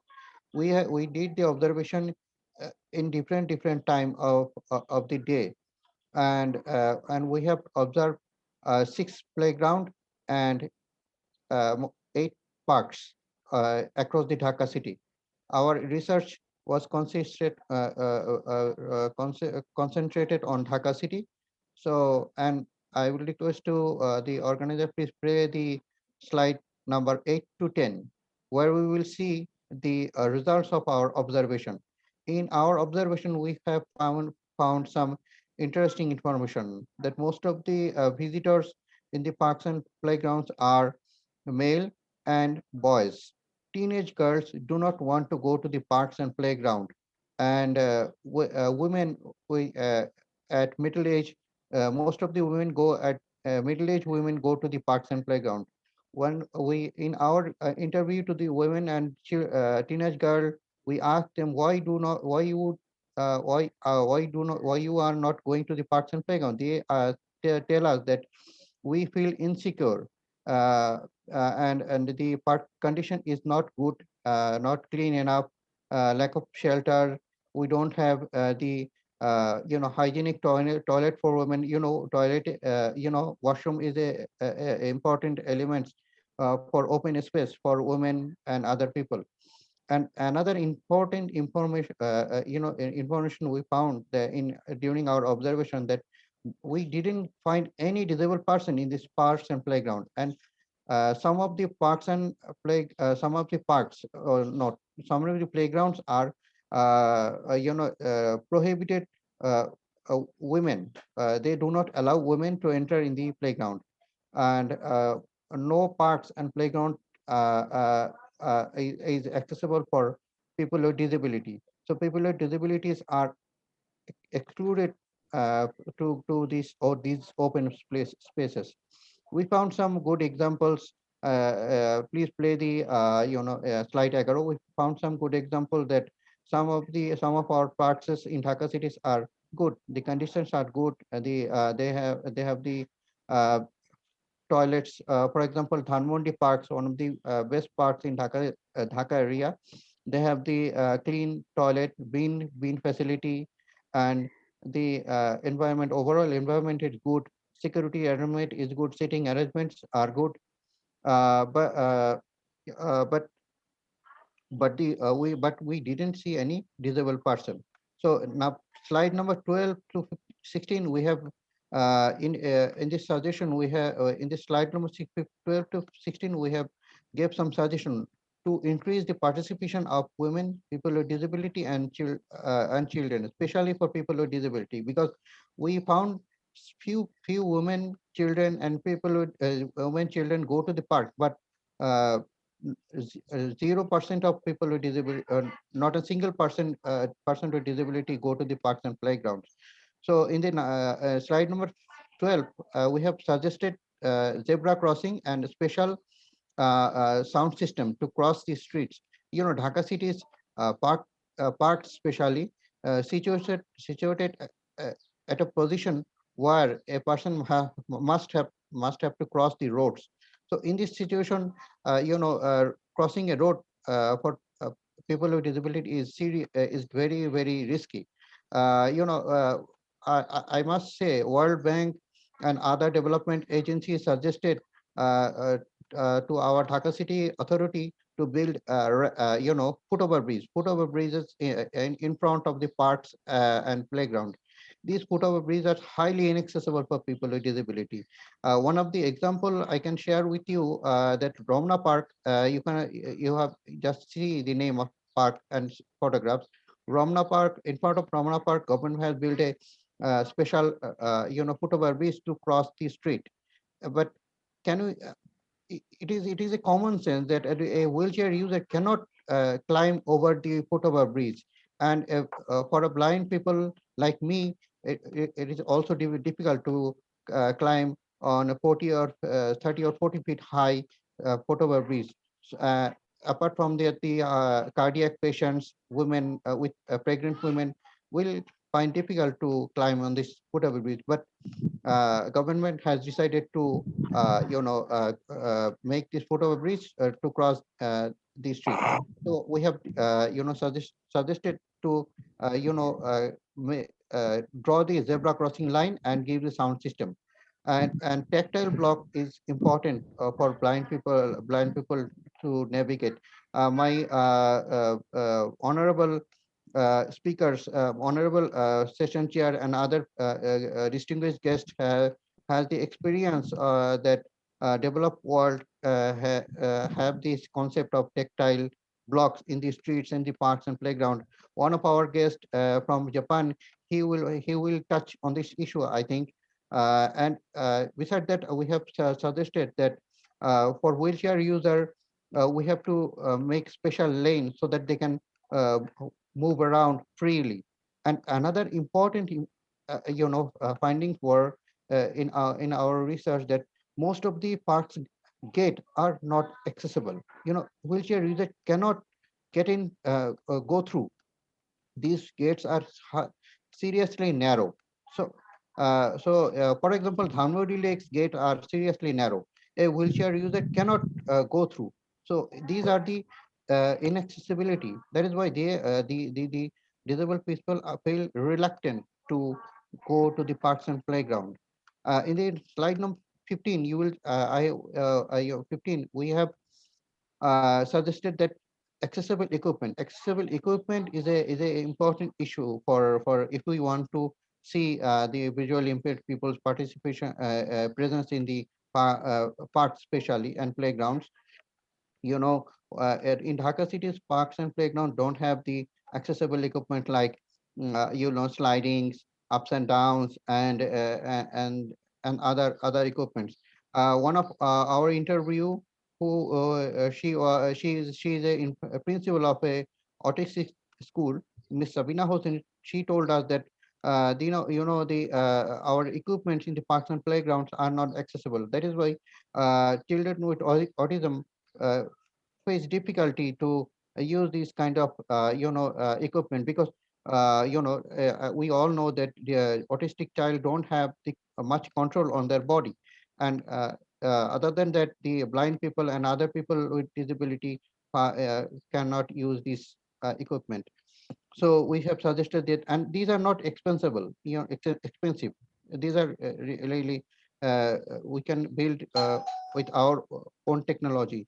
In the slide number 15, an interesting point, you will see that accessible rickshaw service.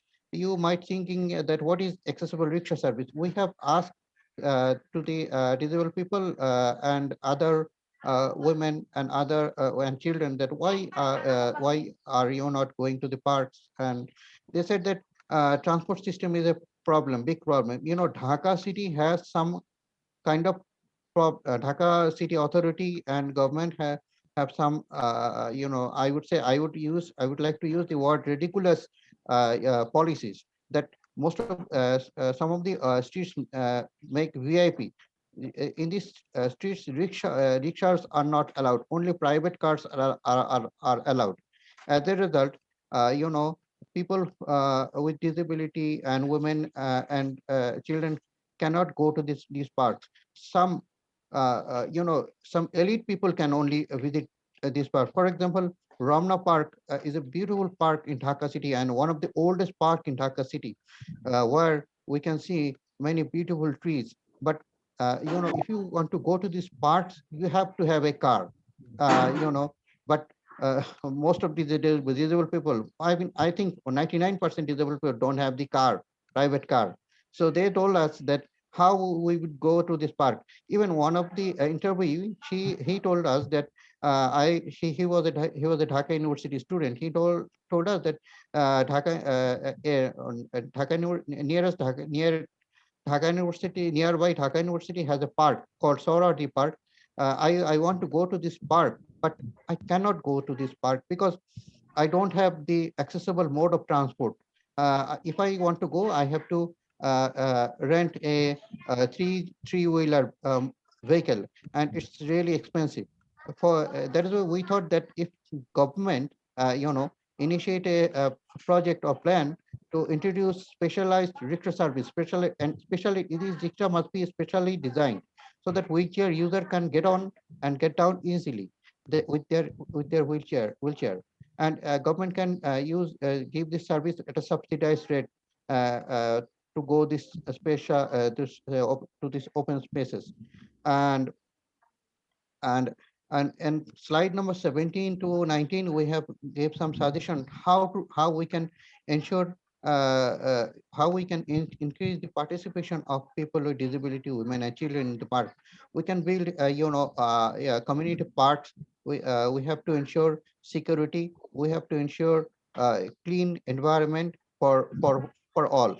And we can take example from other countries. Our neighboring country, India, has some beautiful accessible parks. Even I have talked during our research, we have talked with a person. Her name was Miss Feba Ibrahim. She lives in Bhopal. She told Bhopal, Nagpur. I would say, if I am not wrong, Nagpur. She told us that India has made some good accessible park to include so that all kinds of people can come these open space and enjoy their life. And apart from that, we have a suggestion to make community-based park or neighborhood park. Our government is doing many good things, but in terms of parks and playgrounds, we are doing very little. In 2011, government has taken an initiative to make a special park for people with disability. People with disability. Uh, can you hear me? Can you hear me? Yes, we can hear you. Okay. Someone was talking. So many special parks, but we don't want to see the special park for people with disability and others. We want to see an inclusive park where women, people with disability, children, and transgender people, all the people will see each other, and they will exchange their view, their eyeball contact. In this way, we can build an inclusive society. And I would in this research, we found some interesting information that our parks and playgrounds have some legal issue, facing some legal issues. For example, Dhaka city is not Dhaka city is not controlling the parks and development. Dhaka city is not the main authority to. City corporation is not the authorized body to maintain these parks and playground. Some parks maintained by the Dhaka Development Authority, Rajuk, and some parks are maintained by the LGRD department, Rural Development Body. So as a result, Dhaka City Corporation cannot cannot do development work or other development work. They told us that we are facing some serious legal issues. So we have suggested that to make accessible park, we have to resolve these legal issues. Apart from that, we have our suggestion is to make our suggestion from this research. We have found that the Dhaka city's transport system is highly inaccessible and to go these kinds of open spaces. So our suggestion was to make accessible transport to go to the parks and playground. I think you all will agree with me that I'm at the conclusion of my presentation. In conclusion, I will say that if we want to see a accessible, inclusive society, like my other participants, other two presenters told diverse work mentioned about the diverse workplace and importance of employability of people with disability, women. Uh, yes, these are important elements. But if we want to see a in my opinion, if we want to see an inclusive society, we have to ensure interaction between different people in this, people from different background, different ability in the society. I think an accessible park or accessible playground is the best place to increase diversity and inclusiveness in a society. If we see other parts of the world, you will see that the all the open spaces are accessible, so that people can learn about the other people's lifestyle, other people, and they can interact with other people. One thing before I conclude, one thing I would like to mention: I became blind when I was 8 years old. Ever since, I never visited a parks. I hardly visited a parks and park. Most of the time I went to the parks with my parents. Now I became older, so I don't know. My parents became older. I don't know how I would go to the park, because parks are not accessible and playgrounds are not accessible, and so I cannot go myself to the parks and playgrounds. I would like to request from this. We have requested to the government to make the parks and playground accessible by and send it this research paper to other different body of government. And from this or presentation, I will urge government and other uh, uh, people to make a parks and playground accessible. Thank you for giving me the opportunity. If I make any kind of mistake, my English is not strong enough. If you find any kind of unclarity, please let me know. I will try to explain. Thank you again for bearing me. Thank you. Thank you, Mr. Rifat. You did really a good job, and you deserve appreciation, even though you have barriers, but you are doing a fantastic job. Thank you one more time. I'm calling for the last presenter, Monir Hossain, a grad student, Shahjalan University of Science and Technology, and the talk on a comparative fieldwork experience between Bangladesh and Finland. Yes, good morning, Shubha Sakal. Greetings from Finland. So I will try to share my screen. Yeah. Sure, go ahead.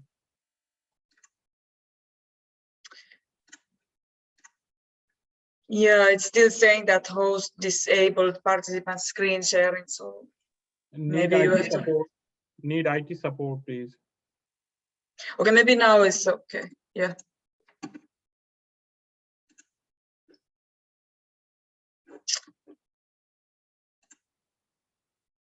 I will just try that it will be the full screen. So can everybody see this? Yes. Okay. So my name is Monir Hossain, and I am the graduate Master of Social Work student from Tawohidul University of Science and Technology, Sylhet, Bangladesh. So just a few words about my topic. So I did my 60 days field work in Bangladesh, and here I am comparing that to Finland, where I did my Bachelor of Social Services, and I had also field work here. So just some little words about the background. So the field work is the vital part of practicing social work. And in my home country, Finland, when I finished my bachelor's degree of social services, I had finished 4 fieldwork periods.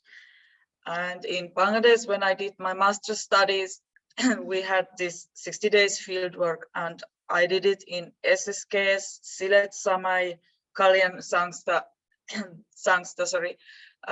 this national NGO.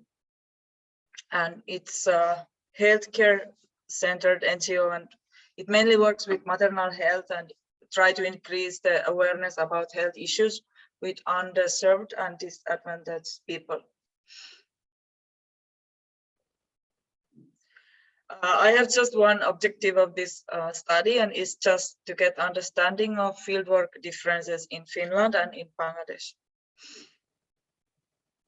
And my methodology is comparative description of fieldwork experiences. So the findings of this study is like fieldwork is very important part of these studies, and social work is very practical profession. So it's very important to to do this work in practice before doing the work. And there are some differences I found, and one was like in this our university in Bangladesh, we didn't have like written manual, like guidebook where were all the tasks what students supposed to do. And I understood from the professors that it's like under development process, so they were developing it, but it was not ready that time. So in my country, we have had very clear manuals when we go to the field work, and then we can get all the instructions from there, what tasks we have to do. And I also found out that in Bangladesh, many of our students were busy for preparing their job exams. So field work was part of the studies, but everybody was not so interested to be there because same time they have to prepare their exams. And supervision from university was very important. And there are some techniques we used in fieldwork, and home visits was similar in Finland and in Bangladesh, and then case study methods, and then we organized some events in both countries. And in Bangladesh, we organized like a health awareness program. And then there was a survey in Bangladesh, but unfortunately we couldn't finish it. We just started it, but there was some time managing problems, so we couldn't finish it. And we were just asking like the clients' opinions about the healthcare services, what this NGO was doing, but we couldn't finish it. And then in both countries, we had to do some written documents, like in Finland, we had learning diary, and in Bangladesh, we had fieldwork records book, where we have to write every day when we go to the field and what we do there and what we learn there, and use some social work terms. And then when we were finishing our fieldwork, we had to write a fieldwork report. And in Finland, in every fieldwork, we didn't have to write that kind of report, but we had some other written tasks. And then this community development was very important term in fieldwork, and especially I learned this in practice in Bangladesh, because we were working with the communities, and we tried to increase their awareness about healthcare services. And I really felt that the clients could learn about those interventions and events.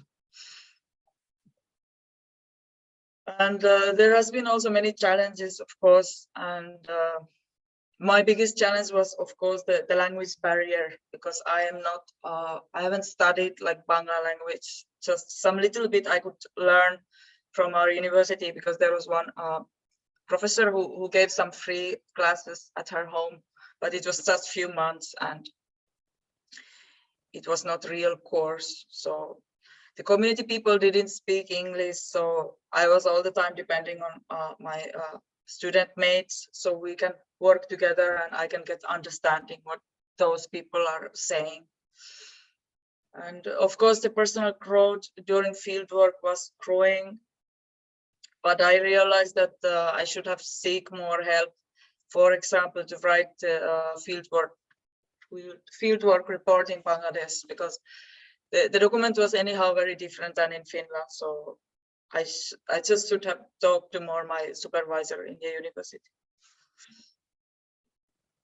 And there are some limitations, like, of course, I was studying in Bangladesh only in one university. So this is not saying the whole picture of the whole country. So my experience is just from there. And I was also thinking that still the social work profession isn't enough recognized in Bangladesh. So maybe it's really taking time when all the manuals are there in all universities. And something about conclusion. So in overall, my fieldwork experiences have been good in my country and also in Bangladesh. And like I said before, I could have asked more supervision, and I was just following the other students' mood. Like I was not seeking the personal guidance, personal supervision that much. And social work is very practical profession, so it needs practical learning, and field work is very important part of that. And I think I was recognizing the global context of social work in practice because I could do this field work in Bangladesh. Yeah, so mainly I was just using these fieldwork reports and notebooks from my fieldwork experiences, and there is one reference, and this picture is from this our health awareness program. So it was blood grouping and hepatitis B and TT vaccination campaign. It was organized in one school, and we were organizing it together with women college SILET, because some students from this college, they were also doing the field work with us. So there are some children and one nurse is there doing the, I think, this blood grouping. Yeah, and in my field work, I was working with 4 other students, so together we were 5. So that was also very different. In my country, we used to go, normally just one person is going to the same field workplace, but I think it was good also in Bangladesh because I got lots of support from my student mates, and it was important. Yeah, and overall it was very important experience, and I'm very grateful for the university that they gave me opportunity to finish my studies there and do this field work, because I think language barrier can be also a big obstacle, but it's not impossible, but it's like that. Yeah, I think my presentation was very short, so thanks for everybody to listen it, and if someone wants to ask some questions, I'm happy to answer the questions. So Kiitos means thank you in my language, Finnish, and in Bangladesh it's called in Bangla it's called Tonnavat. So thanks for everybody. Thank you so much, Majanika Kain, for your great presentation. Within this time, the host informed me that they have time barriers. They have another session under the same host. So yeah, I'd like to check whether any presenter is missing or that we missed the order. Is there anyone who is present here but didn't present your paper? Any presenter? No more presenter is here who didn't present his or her paper? Okay, great. So yeah, now I'm going to call the guests. Also now, as that there is a time barrier, I will request the guests and the discussant to talk in a very brief way. So yeah, now the guest speaker, Kana Matsuo, a senior researcher and associate professor, Asian Research Institute for International Social Work. I'm requesting to talk on today's theme. Please be on board. Thank you so much, everyone. Thank you very much for inviting me to this brilliant session. I learned a lot of things from every presenter's precious works, especially the presenter from the Work for Better Bangladesh Trust, Mr. Tawohidul Haque, and the presenters from Malaysia, my friend Shalma. I'm very happy to see you on face online. Sharina. And it's helpful for all of us. All the presentation is about. Can I talk a while? Okay, and thank you very much.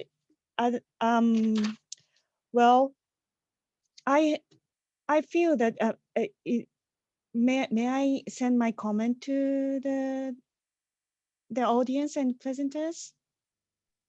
Yeah, you can. Okay. You can. Yeah, thank you very much. From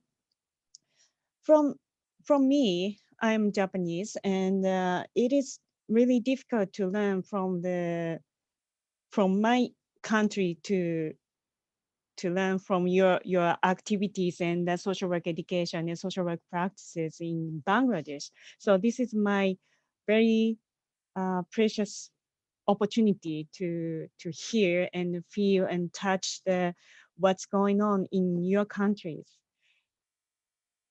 In Japan, mainly diversity means the topics on the foreign people. So I feel maybe we mean the Japanese needs to understand the meaning of diversity or meaning of the English terms like diversity and of course social work and also the disability and social work practice and social work profession. So it is very important to connect and talk about the social work topics beyond the borders like this session. So please keep in touch and please connect us with the social work research and social work top discussion. So I want to share my institute Facebook. May I share the screen? Okay. ARISO is the Asian Research Institute for International Social Work, Shukutoku University, and we are coordinating a visiting researcher fellowship ROMPAC program since 2016. So we have already opened this program to the mature researchers. So not only this program, but we are coordinating international forum and international book project, research project, and collaboration. So please contact us if you interested in our activities. We are welcome to the colleagues of the social work researchers. Thank you very much again for inviting me, and this is I really appreciate this opportunity to my friend, Mr. Habibul, and also all presenters. Thank you. Thank you so much for your valuable speech, Kana Matsuo. Yeah, now I'm calling for the valuable comments from the discussant of the session, Gaous Pearee. Gaous Pearee, Director, HR and Admin, WBB Trust. Yeah, I'll request for a brief discussion of this session. Gaous Pearee. Thank you so much. Hello, everyone. My greeting to both here and all presenters and all of our country. Can you hear me? We can. Can you hear me? Yes, we can hear you. We continue.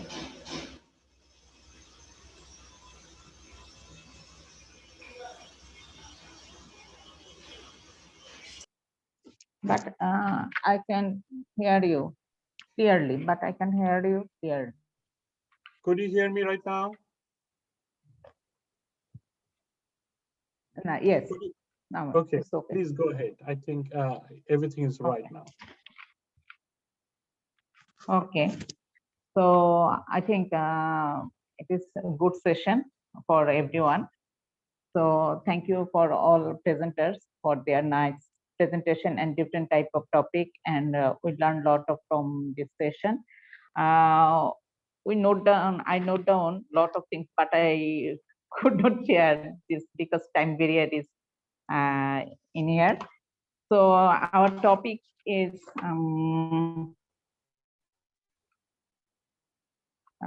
social work practice, research, training, and employability of social inclusion in social work. Yes, so I would like to thank all presenters. They are try to showing their different topic and different experience of work for the working experience.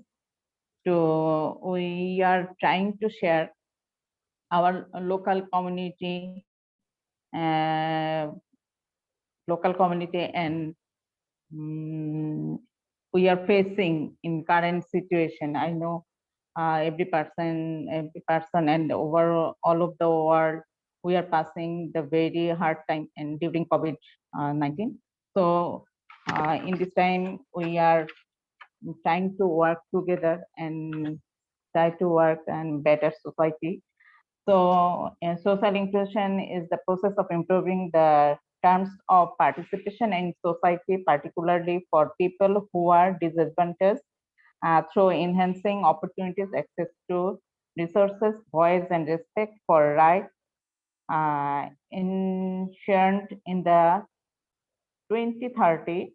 The agenda is principle of every person should reap of benefits of prosperity and enjoy minimum standards of well-being. So it is very important for us, and all of them have brought very timely issues like inclusivity, accessibility, and employment. We are the social workers, promote social change, development, coherence, and empowerment of people and communities. So if I talk about employment, even under normal circumstances, a vulnerable group of people are less likely to access education. Mr. Arifur Rahman, who is executive director in IPSA, he presented his nice presentation, and he mentioning and the access and education system, who is person with disabilities for the society. So we need to ensure their education system and how they ensuring their regular education and access to other components. So it is very important for all of the disabled people. So another thing is it is very important to undertake multi-stakeholder approach to address to social inclusion. Governments can create legal regularity and policy frameworks that promote social inclusion. They can to all and services to participation.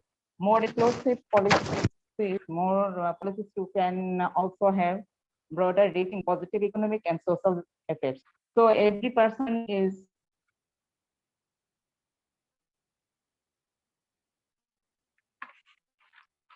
sorry. Okay, so we are social workers. Every person, we are trying to develop our society, develop our country, and rise to voice to all of people who is disadvantaged and who is our vulnerable group. So we are trying to raise voice, and we are trying to advocate for policy changes,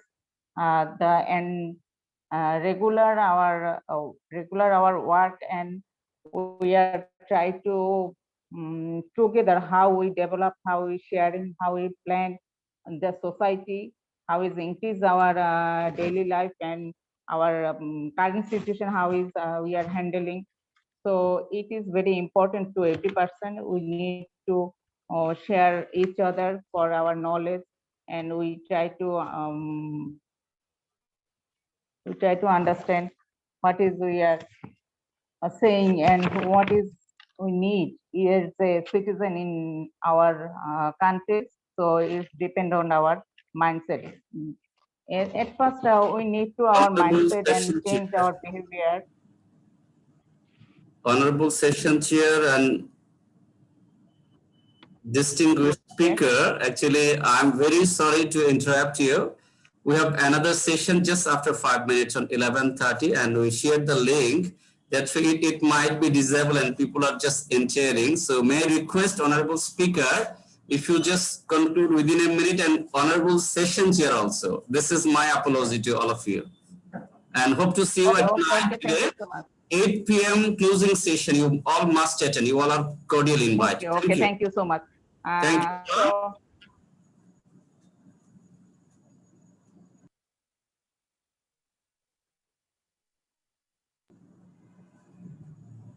Are you in online? Okay, thank you You to can all. you can formally. Speech. Thank you to all. Thank you to all guest speakers and our well-wishers. So thank you, Mr. Abdul Rahman, for inviting me for this session. Thank you to all. Thank you very much. Thank you so much, Gaous Pearee. I'm really grateful to the organizing body and thanks to the presenters, discussants, and guest speakers who make the session meaningful and colorful, and definitely the audience who are the encouraging source for the presenters as well. And at the end, I'd like to convey my thanks to all of you and concluding the session. Have a great day. Bye.